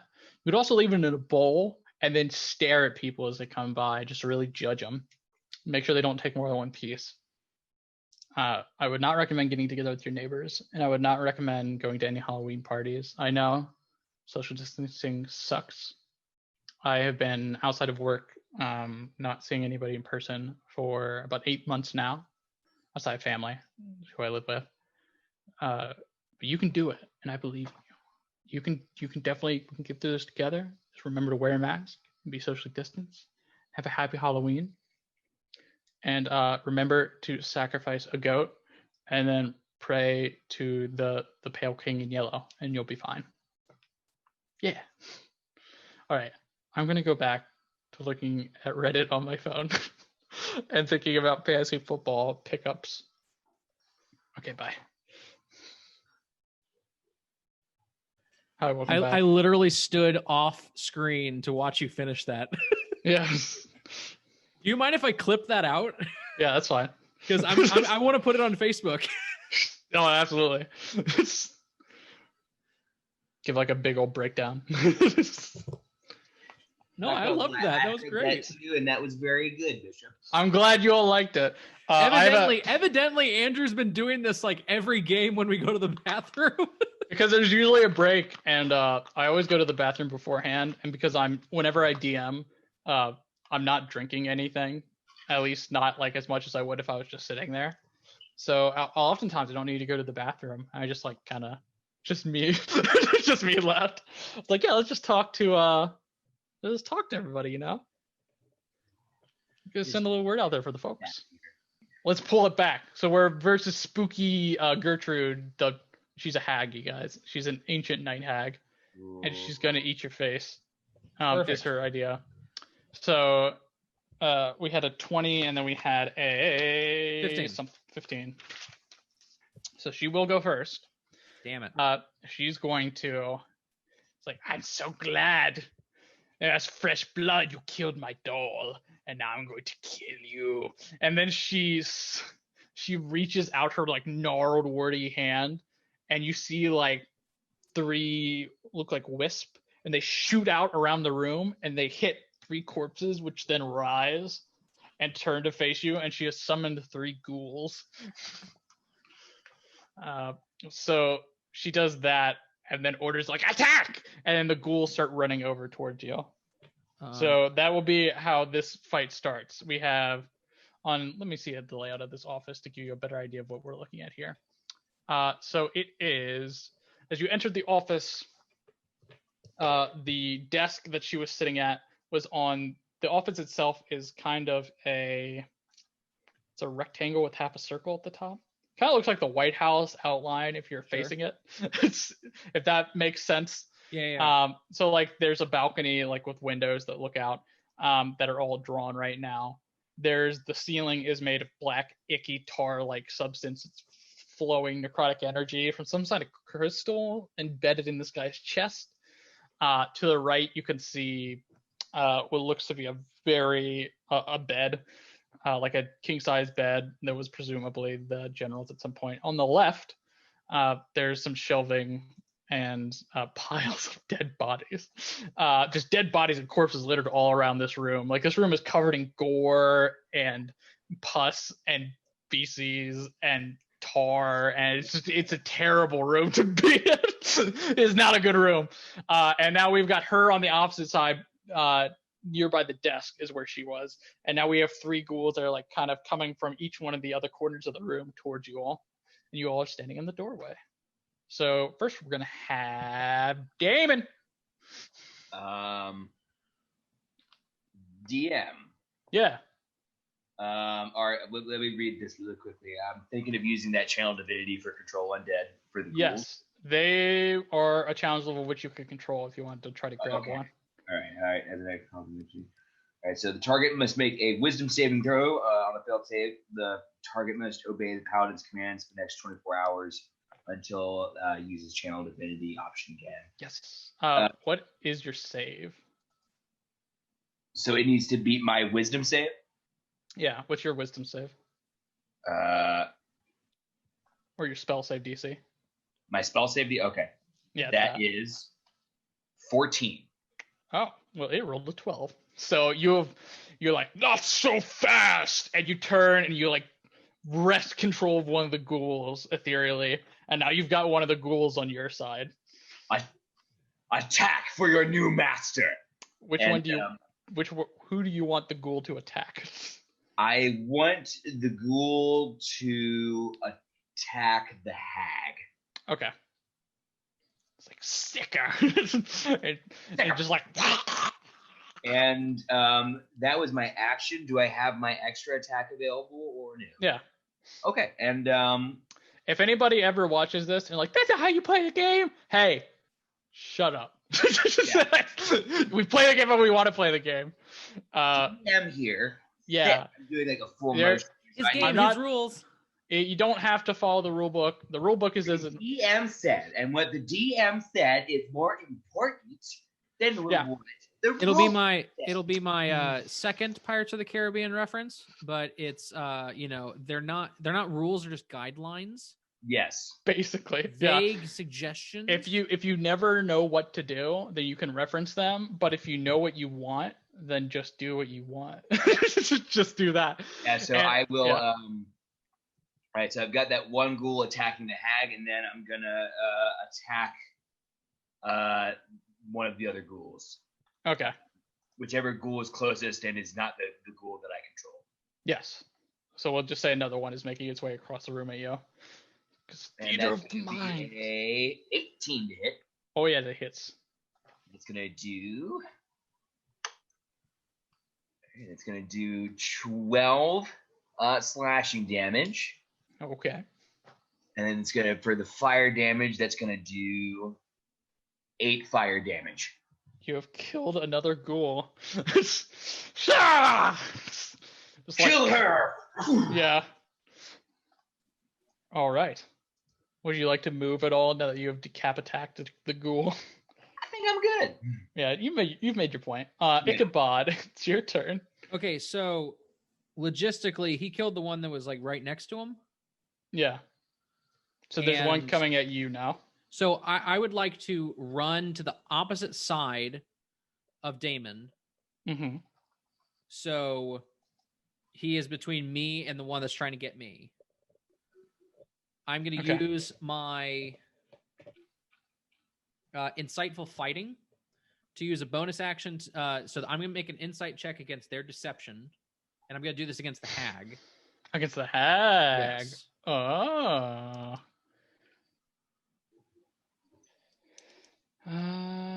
Also, slightly off question, just like verifying what you said. Yeah. There's a green emerald in the guy on the ceiling. Oh, yeah. And that's pulsing and seems to be like the lifeblood of this mansion. Gotcha. But does it seem to be the lifeblood of the hag? You don't know. Okay, I'll keep that for later then. I'll keep doing because I have to look into that in a later turn. She rolled a 17. Okay, my insight. Ooh, 24. Okay, so you're able to read her. What do you want to? You have advantage against her. So I now have advantage. Oh wait! I may not actually have advantage. Hold on. No, I do not have advantage. Okay. But no matter what I do, I get sneak attack on attacks against her. Gotcha. Okay. So it doesn't give me advantage, but it gives me sneak attack. Yeah. This tracks. I'm about it. Are you shooting the hag? I am shooting the hag. Okay. That's going to be 19 to hit. Okay. So that will hit. Her AC is 17. Okay. That's good to know. Okay. So I'm going to Do my damage. It's not. It's not great, but it's okay. 10, 12. 16 points Okay. of piercing damage.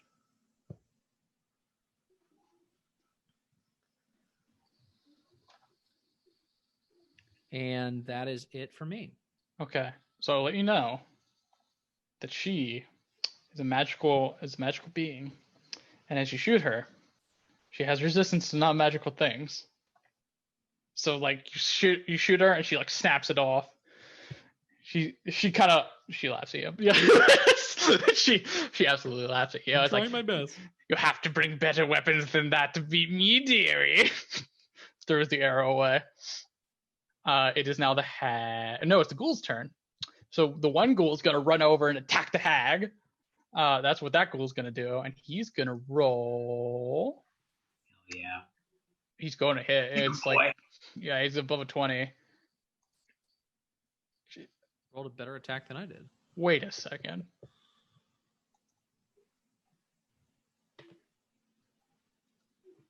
So ghouls have poison in their claws. Did we accidentally hack this game? Maybe. So she needs to roll a con save. No, I think she made her con save. But there's an option if the ghoul hits her to paralyze her. Like, that's on the table. Same with you. If a ghoul hits you, you could be paralyzed.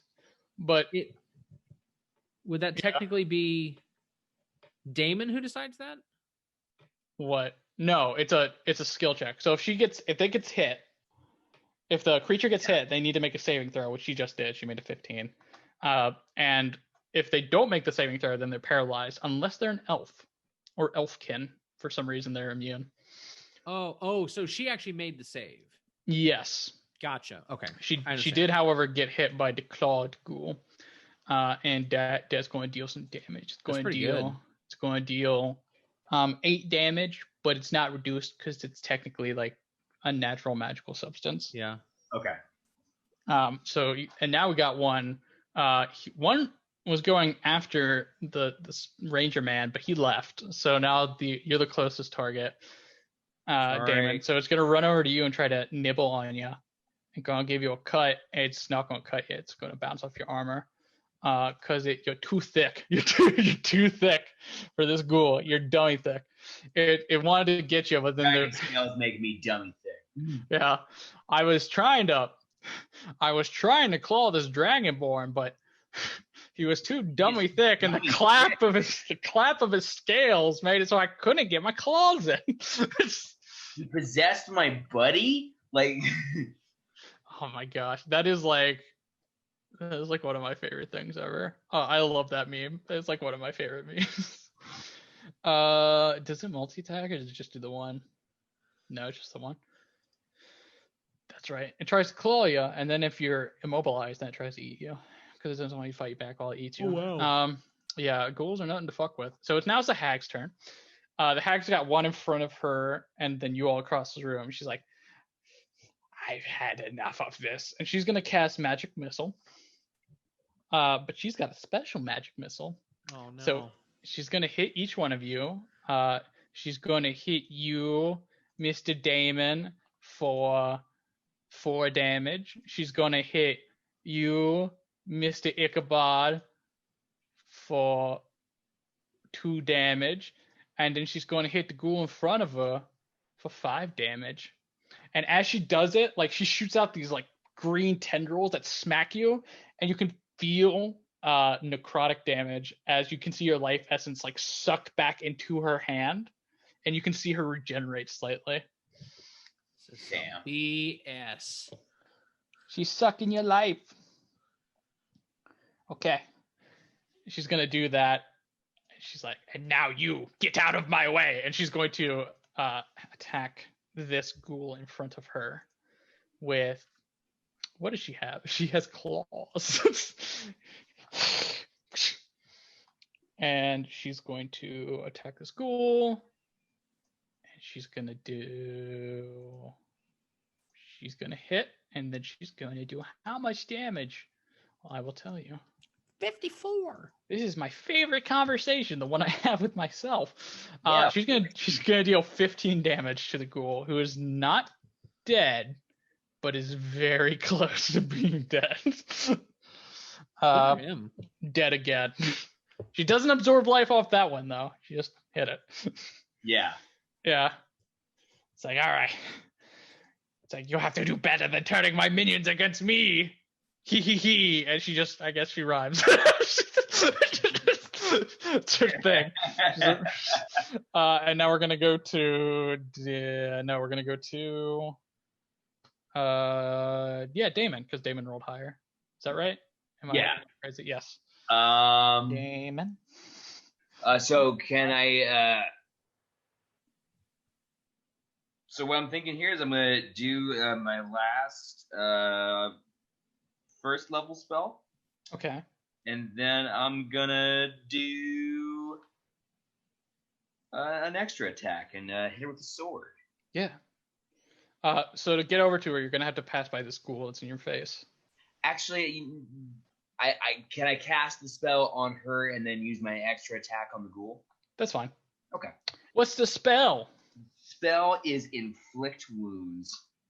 I think you have to touch her. I think that's touch. You gotta touch her. Oh, do it against a ghoul. Explode the ghoul. Yeah, let's do that. Inflict wounds on the ghoul. All right. What you just spell attack the ghoul, so it doesn't need to roll anything. Inflict wounds. Hold on. His AC is 12. I'm sorry, their AC. Ghouls do not have a gender. There. That's an important thing too. You gotta get the pronouns right. It's just like in my homebrew setting. Goblins do not have genders. Natural 17. Oh yeah. So I hit him, and inflict wounds is I forget how much that damage is. It's damage.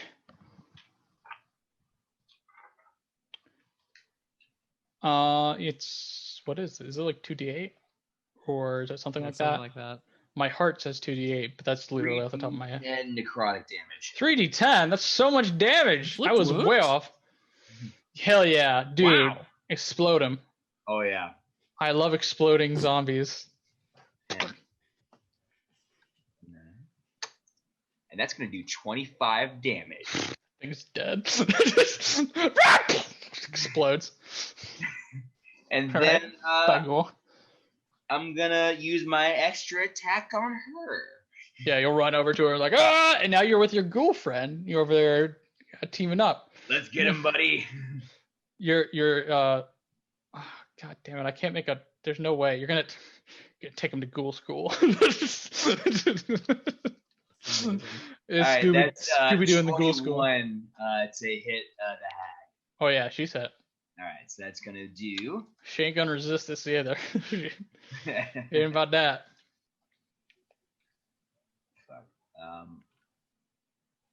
That is going to do 10 slashing damage. Okay. And it's gonna do 6 fire damage. All right. She's not weak to it, but it definitely hits her like normal. So it's like, it burns. And then it will be the Bow Boy's turn. Bow Boy. I have a question. I have an answer. Is the fire damage on his sword magic? Yes. Okay, I'd like to do something weird. I'm listening. How far away is Damon at this point? 20 feet. Okay, I'd like to walk up 20 feet to him, and with my arrow, I want to just put it in his fire. You're going to put it through the fire and shoot? And okay. I'm going to shoot the emerald above me. Okay. Ooh. Using right. and I don't know if the fire will actually do anything, but might as well try. All right. So you shoot it. So roll to hit.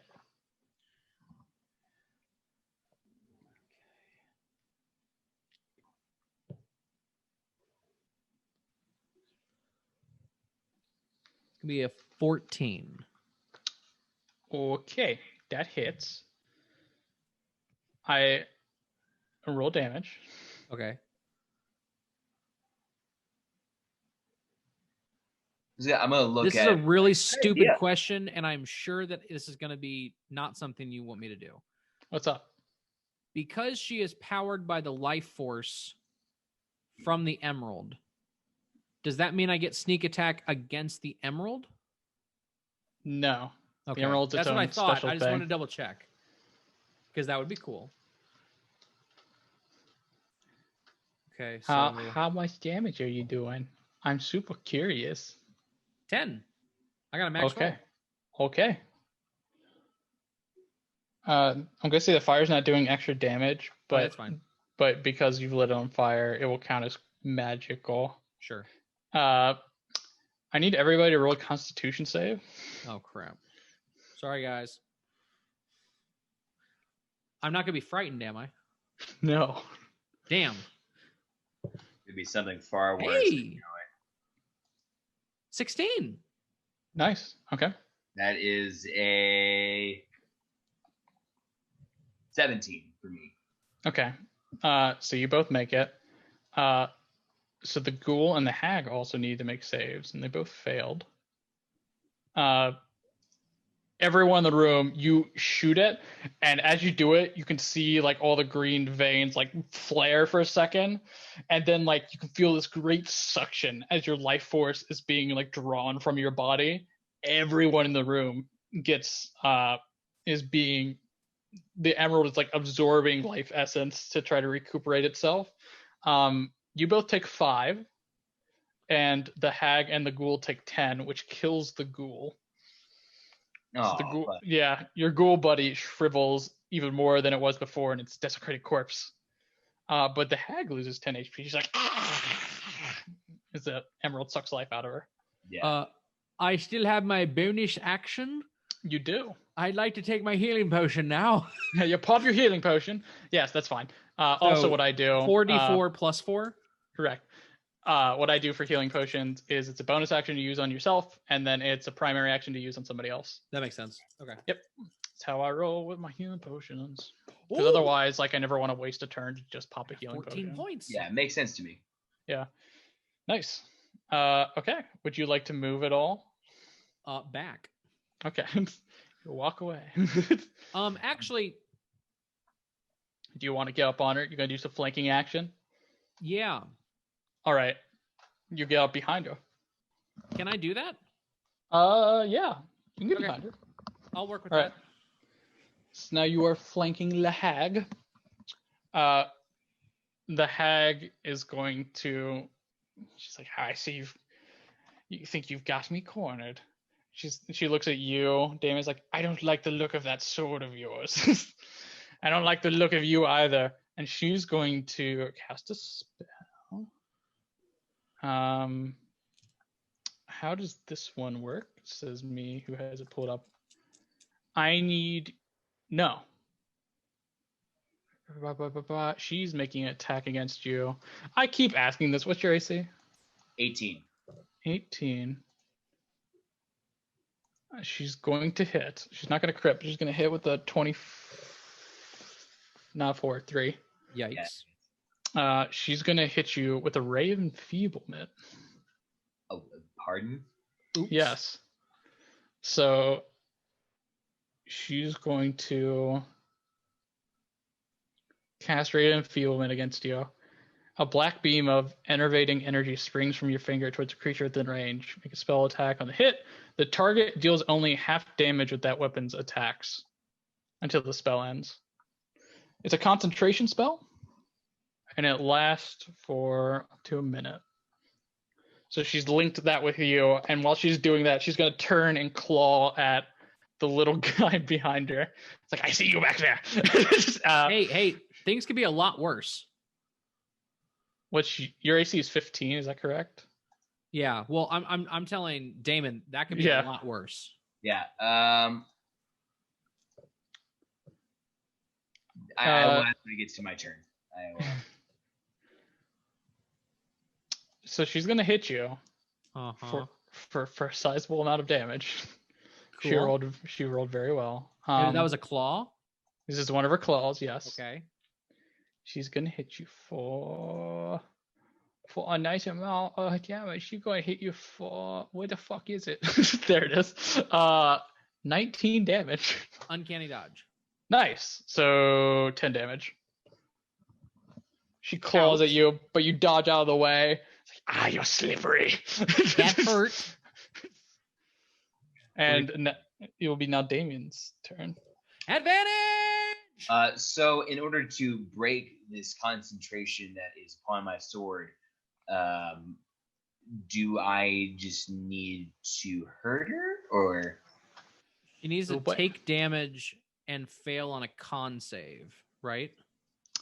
Let's see. Because At the every time end she of- takes damage. On the end of each one of your turns, you can make a con save against the spell. On a success, the spell ends. And then also, if she takes damage, she has to make a con save to hold concentration. okay? So you get a roll at the end of your turn, and if you hit her, it's either 10 or whatever your damage is above 10 Okay. with the spell save. All right. So I'm gonna just hit the shit out of her, and hope this works. Uh-huh. Okay. All right. So You have advantage too. She's tucking you with your finger. Yeah, so- You can hear that noise, actually. There's like coming out of her finger. What'd you roll? 24 to hit. Yeah, 24 is. All right, and Nice. that's gonna with slashing damage. Okay. That's gonna do 16 in slashing, Okay.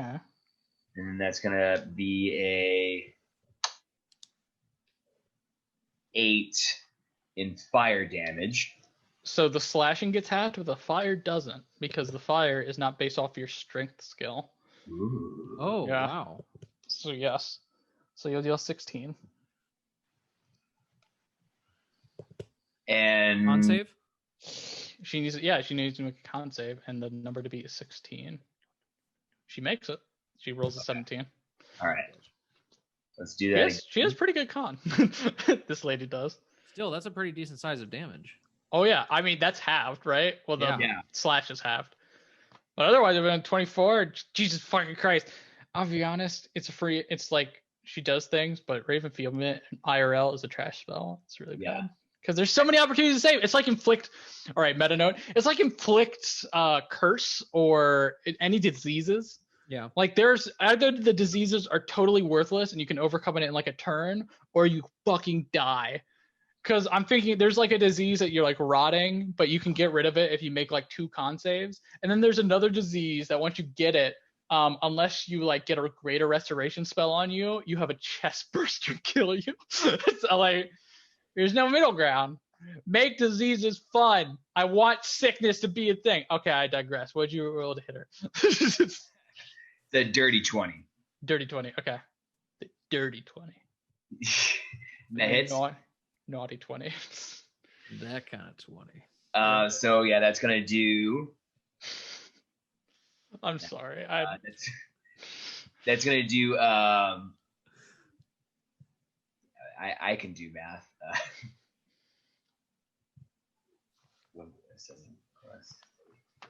It's gonna do 14 slashing damage. Okay.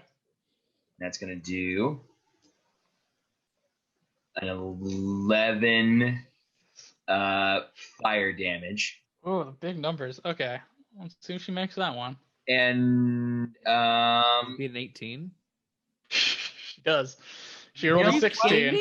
She rolled a 16. yeah, since I landed that hit before I asked to put it on there, so if you Are you going for more damage? You can pump it. would time- Divine Smite be affected by the spell? No, because it is infernal damage. It's not strength damage. Okay, so I'm gonna use one of my 2 second level spell slots. If you can do 3 more damage, then you break her concentration. Yeah, and I'm gonna do so this next bit of damage because the second level Divine Smite is gonna be 2d8. All right, so just don't roll roll double two one. double What are the odds that you roll double 4. ones? 4. That does it. That will do it. She's like, ah! And then the finger, you stop hearing the sucking sound. And then that's 5. So 9 altogether. Okay.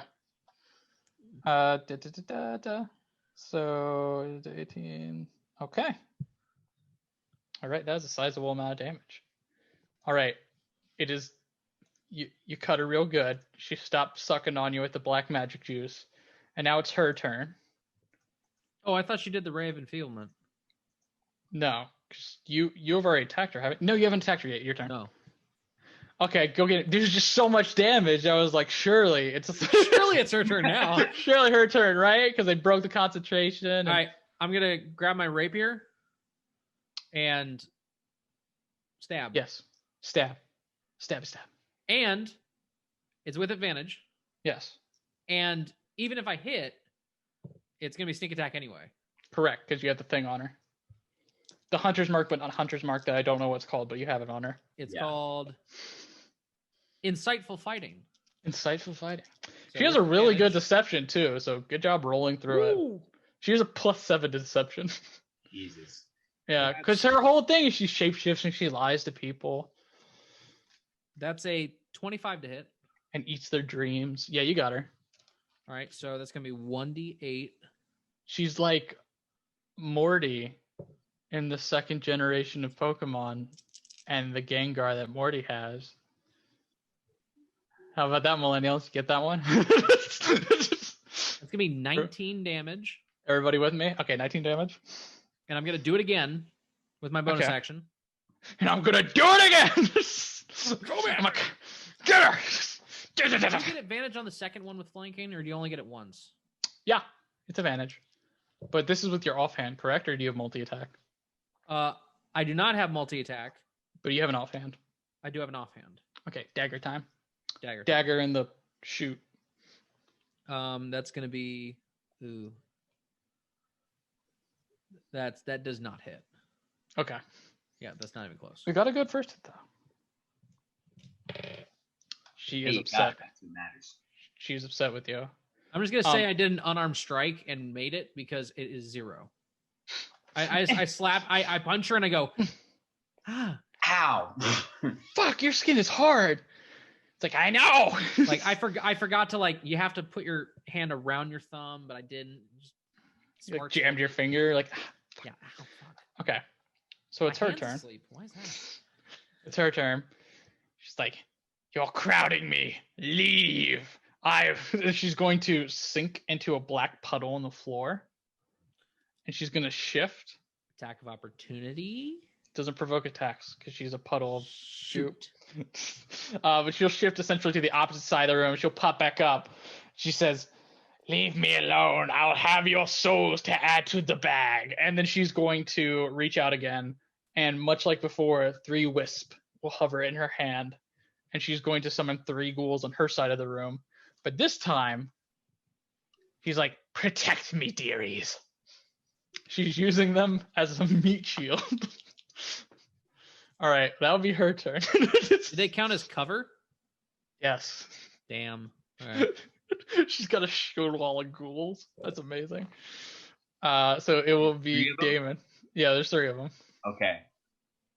I'm gonna do what I did the first time around. You're gonna try to take one. I'm gonna try and take one, Okay. and it needs to beat a. Oh, what was it? Yeah, It does not beat it. Yeah. So which one do you want to take? One on the ends or the one in the middle?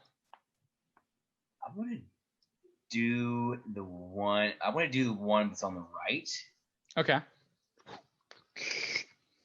and then I want to run up and get the one in the middle. Okay. So you grab that one. Now it's in the initiative order. She's like, no fair! Only I can control the dead! You are not the only undead master. What? As she does, when I start my turn, it's like, you are not the only master of the dead here. Get that one, and then attack the one in the middle. And that's going to... From a corner, you hear Thomas like, oh, yeah. And that's going to be a 19 to hit. Oh, yeah, that'll hit that ghoul. That poor little ghoul. Little good boy. That's like my favorite voice to do. I gotta stop doing it. It's the if you've ever seen. Sorry, what's the damage? A 16 slashing, and then 8 fire. That ghoul's dead. Did you say you did the one on the left? He got the one on the right, and the one in the middle That's got the one on killed. the right, and then I hit the one in the middle. The one on the left is. Are we on the left-hand side or the right-hand side? If you were facing into the room, like facing forward, Yeah. she was on the left-hand corner. You all ran over to fight her. She went to the right side, summoned the 3. He took one, and he just killed the middle one. Okay. Yeah. So now, that was your first attack, correct? Or no, you'd used your action because you sucked. Yeah, I used my action, then I used my. The ghoul. So the ghoul's under your control. It is now the Bowie man's turn. Bowman. Uh-huh. What do you do, Bowman? Bowman. Again, may not work. Can I shoot through the hand of the ghoul to possibly have it poison the hag? You can take that shot with severe penalties. So As in, what type of penalty? That is going to be disadvantage no matter what. Uh-huh. And then I'm going to call it like, what's that feat that you can take extra? You like call your shot. Oh, a called shot. It's like -5. Yeah. So disadvantage automatically at -5. If you want to try to like thread this needle. Okay. So I'll let you try it. So I have advantage. No, you just have disadvantage on the shot. Because that would be insane to make that shot. And even then, it's not even guaranteed. It needs to, you need to hit her, then the claw needs to hit her, then the claw needs to fail the con save. There's a lot of things that have to line up if you want to go for that. Or you could just shoot her. Or you could try to talk to the doll again. Because I feel like she really didn't get the opportunity to like have a good chat with you about. I'm just gonna shoot her with advantage. Okay. Deal some goddamn damage. I'm gonna shoot that witch. I don't like her. Natural 20. Yeah. Absolutely. Yes. Okay. So that is normal damage. So that's 24. Plus 4 plus plus more 2, so 32. So 30. Is my math wrong? Yeah, 24, 28, 30. Yeah, you're right. Can I shoot another with a bonus action? Not unless you have multi-attack. Well, I don't think. Piss. You could. You know what? Disengage. Just because I don't think it's gonna hit, I'm gonna do that shot I said, but I'm gonna throw my dagger. Okay. I just want to see what happens, honestly. Okay. We're shooting. We're going straight to the moon. Yeah. Oh. Well, What's the number? I mean, not great. Probably the worst you can do. I'm probably not gonna hit that. What was it? Was it a 1? Okay, it's a 1. 1. But I will say it's a total of 8. Can you roll a d4 for me? Why not? Just curious. Oop, I dropped it. 4. Really? Okay. I was like, all right, so 1's for the hag, and 2's for the ghoul, and 3 is for Damon. And I know what you're thinking, what the hell is 4 for? So Me. you throw the dagger. No. You throw the dagger, Yep. and it like glances off of Damon's shoulder, and then flies up and hits the crystal. And everybody make con saves. Oh, okay. Oh, I should have just been doing that to begin with. All right, what does everybody do? That is a 16. Hold I on. keep on rolling good con saves. The witch made hers. Wow, everybody made their con saves. So everybody takes 4 damage. Everyone takes 4. 4 to the floor. As the emerald tries to recuperate itself by absorbing the life essences of everyone in the room. A lot of slurping in this fight. A surprising amount of slurping. We didn't expect it. I didn't expect it, but you know what? I'm happy. Happy that we're here. It's now both the ghouls' turns. So one of the ghouls is going to attempt to defend its master by attacking Damon, the demon. Damon the demon. the Dreaded. Damon the Dreaded. Definitely not a demon. Dark days don't die. The ghoul's gonna hit you, and then the other one's gonna roll to hit the hag, and that one's gonna hit too. So let's just make this one. So the one that hits you is gonna deal you 8 damage, and I need you to make a con save. And now the hag needs to make a con save. Hag did not make her con save. Yes. Woo. What about Damon? That is a 20, dirty 20. Oh yeah, I'll make it. So yeah. So it calls you like and it calls her. She's like and, like this hideous face, and she gets frozen. So she is currently paralyzed because she failed her con save. Who would have guessed? So it would be her turn, but she's gonna have to make another con save. Which she does make this one, but she doesn't get to do anything because that's at the end of her turn. So she just misses a turn. So she's just like Only master of the dead here is me. And then she's good. Like as she comes out of it, she's like, "New order, kill him, specifically him. I don't like him." It's gonna go to Damon. It's your turn now. Okay, so I'm gonna hit that first ghoul. All right, ghoul number 1. It's like thing 1 and thing 2, except thing Oh my 1 God, is just hit the hag. no. The ghoul had to die, and the ghoul dies. 23 to hit. That'll hit that ghoul. Sure. Ichabod. Do it. Ichabod, I guess you're that'll not, do it. you're not thinking strategically. You gotta hit the ads, and you gotta go after the boss.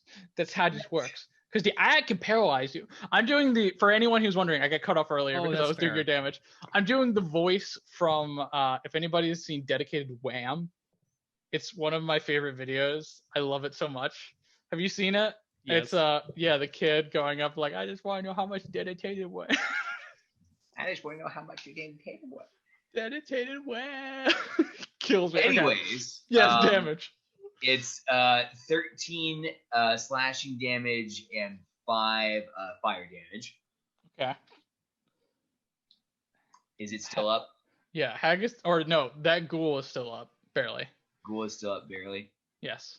And then I'm going to take a swing at the hag. It's a nat 20. Nice. So here comes the big damage on the hag. Okay. And that's going to do... So much damage. It's a D8 Max plus everything. 12, so 20 plus another D8. Is that Yeah, correct? that's... Well, 8 plus Sorry. what? Yeah, it's 8 plus 12 because it's 2d6 for the fire. Oh, and then 8 plus the modifier. Yeah, the modifier... Oh yeah, I haven't even put in the modifier 1d8 yet. plus 5 is my damage for slashing. Okay, so it's 25. And then I just rolled 12 slashing damage. That's a lot of damage. And then I'm going to do 10 fire damage. And you know what? I'm going to add a divine smite on there. This might My kill the hag. My very last spell slot on the hag. And that's going to do 2d8 of damage. That's a lot of damage. that's a big amount of damage. I'm going to kill that witch. That's a lot of dedicated wham. That's a lot of dedicated wham. And that's gonna no, do it's a wham. another- It's not ram. Great It's shit. wham. You said say what? I said wham. 13. 13 on the divine smite. Yes. That does. How would you like to kill the hag? So I'm gonna do that while she's barely alive. I'm gonna come up. Do hags have internal organs that work? That what? Do hags have internal organs that work? Yeah, they have internal organs. Yeah, and she looks a little. I guess because she's a hag, she looks a little old on the haggard. Yeah, definitely. She's been around forever. Yeah. My I'm gonna slice open with that attack that I did, so that her stomach is exposed, and I'm just like, let's put some meat on them bones. I'm gonna grab her stomach out of her chest. I'm gonna force it down into her mouth and be like, eat something.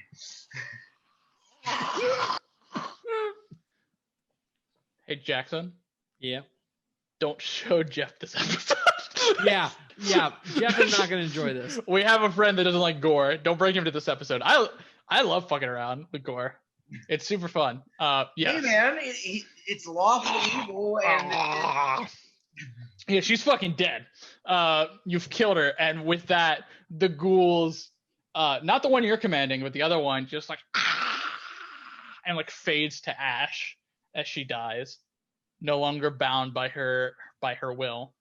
About this time, I hate when you say that. that is that's my version of DM talk for something unexpected happens. Yeah. So as she does that, you shove her guts, like take them out and shove her down her throat, and she starts to gurgle. She slowly withers and becomes a pile of black ooze like you saw before, like this ooze, like acidic ooze, just like breaking down, like as her body dissolves. It's like the Wicked Witch when you throw water on her.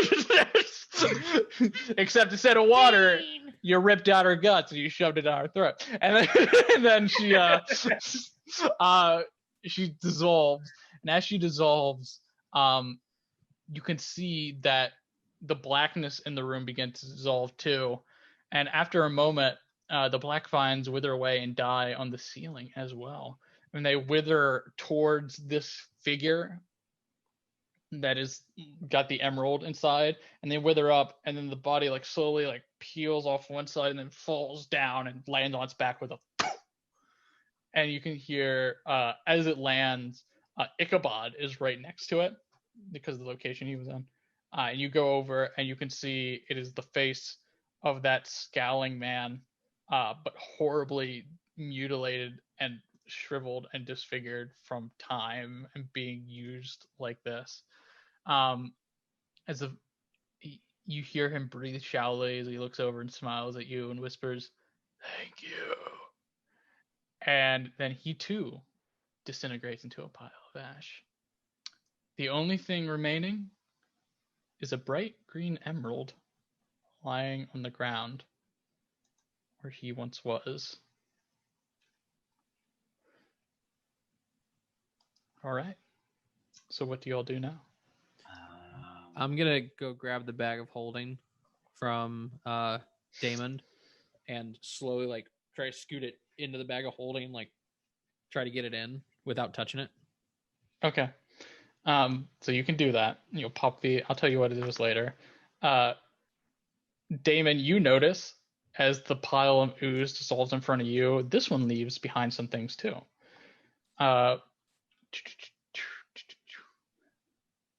You find what looks to be a pulsing red stone that is remaining. Can you roll an Arcana check for me? You can roll one as well, Ichabod, if you. Sure. That is a 16.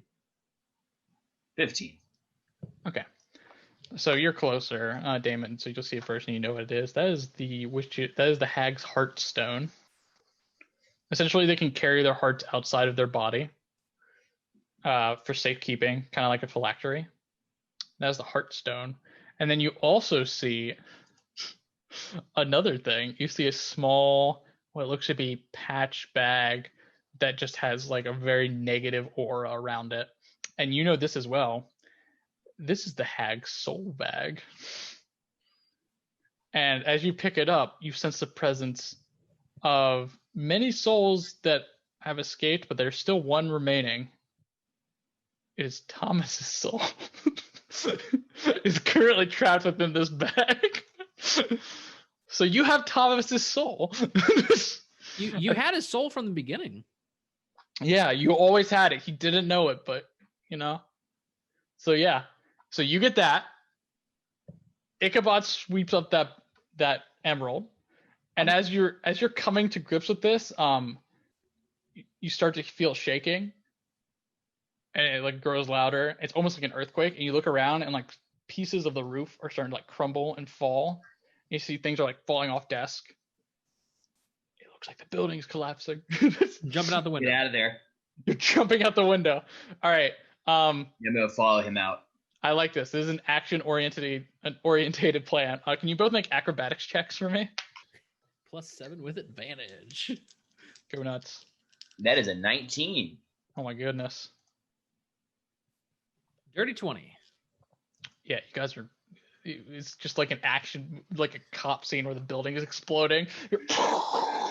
You're jumping out as the building like crumbles to dust behind you, and just like almost gets absorbed into the earth as it falls down and lands.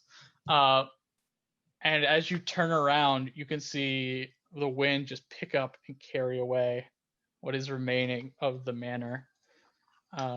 Specifically, right here at the end. You manage to escape the falling manor, which has been the epitome of true evil, obviously. Gertrude has been defeated, the horrifying evil doll was removed from this world, and the undead have been laid to rest. You know not who the hag's victim was, however, they did leave you with an emerald in your possession. Now standing before you are the piles of rubble and decayed remains of the manor, finally resting in peace. The night begins to grow old as the first hints of dawn start to creep over the horizon. Today is going to be a good day. Well, you hope, maybe a better day than yesterday. And you did it! Do. We survived! Yeah, we can do our epilogue. What's up? Are you thinking about what to do with the soul of Thomas? Yeah. If I were to put the soul into his head, would just the head stay alive? I'm gonna say yes, because that would be cool. I like the idea that you got his decapitated head. I'm gonna put the soul into his head. I'm gonna put the head. If I do, wait, actually, if I harm the head, like if I say hypothetically speaking here, I put hypothetically. Is the head still alive with it on the spike? Yes. I'm gonna put the head on the spike. What if we put the head inside of like a sphere, a clear sphere, and it just told you your future? I'm gonna set Thomas's animated head on the spike in the dead center of town. I'm gonna use the sword to burn his body, and I'm gonna be like, remember, that haunted house has nothing on me. So everyone is actively fleeing.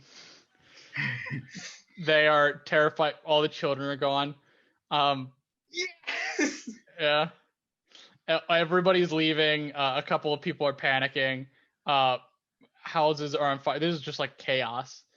Ichabod, do you come back to town to experience this, or what does Ichabod do? As I'm standing there, kind of on the outskirts, just kind of having my own little ceremony for Thomas. Good pal, wanted us to succeed. Maybe not in his own volition, but I do see one person from the town slowly walking away. They're like covered head to toe in black and just saying, "This is a really weird Spirit's Eve," as if everything is completely fine. Okay. That tracks. Yes. So some people are weird like that. So with this session, we have concluded that Ichabod learned some things and learned how much Ichabod hates dolls. I think is probably the biggest take, and chandeliers. I don't know what it was with those chandeliers. It was very weird. And Damon has terrified a village, destroyed an evil presence, and now has a permanent soul slave on a pike. Just Then I will. So I'm just gonna go ahead and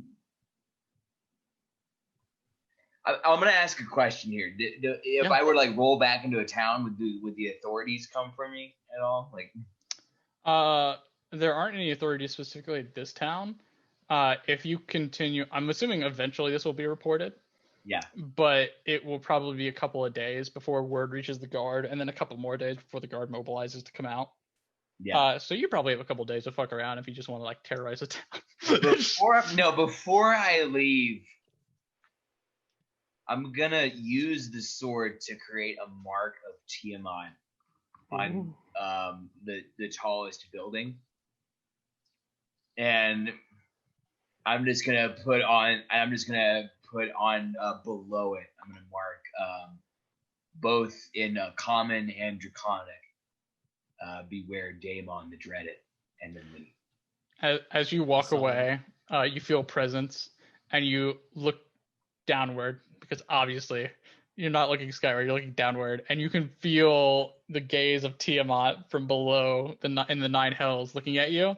And about this time, as you're walking away from the town, you turn back and you see a giant black dragon come swooping down and crushing every building except for the one that you marked. And like breathing acid and killing all of these townsfolk. And then it flies back off and away, roaring. You did it. Tiamat be real happy with your work. Tiamat likes what you've done. I'm trying to be like quiet because it's late. My roommate's probably asleep. Yeah. It's like, yeah. Brivpole essentially is no more. Get that out. Oh man. Ichabod, you saw that too. I'm sitting on a faraway hill, writing all this down and being like, no one's gonna believe this, but it's written down, so it's fine. So it's got to be true, and they'll believe it true. because I wrote it down. That has to be some of the most epic evil shit that I've ever done. Nice. I like it. Put a soul slave on a spike and left my mark so that the town would be destroyed by like an ancient black dragon on Tiamat's bequest. Yo, they know what's up. Oh, man. I'm coming for Archon the Cruel next if I get high enough to I can fight him. Like, oh man. Yeah. But dope. Yeah, that was our one shot. If anybody wants to pick that up, that's actually available on the DMs Guild. That one is called The Haunt. And I did some liberties. But, you have fun with it when you play it. Yeah. I highly recommend it. It's like a pretty simple, spooky thing that you can whip out there, and then you can flavor it to your campaign. It's something that you can like slip into your world. Yeah. But that is our game. So that was super fun. That was so much fun playing. Great job, Andrew. Yeah. Thank you. I'm glad that everybody enjoyed it. And I will say formally goodbye to anybody watching on YouTube or wherever else. So have a wonderful night. Happy Halloween. And remember the thing to socially distance and don't eat too much candy and go into a sugar coma because you could have repercussions. Wear a mask as you go out and do all of your stuff. Remain socially distanced with your friends. And have a good spooky Halloween. Yes. All right. Goodbye, everybody.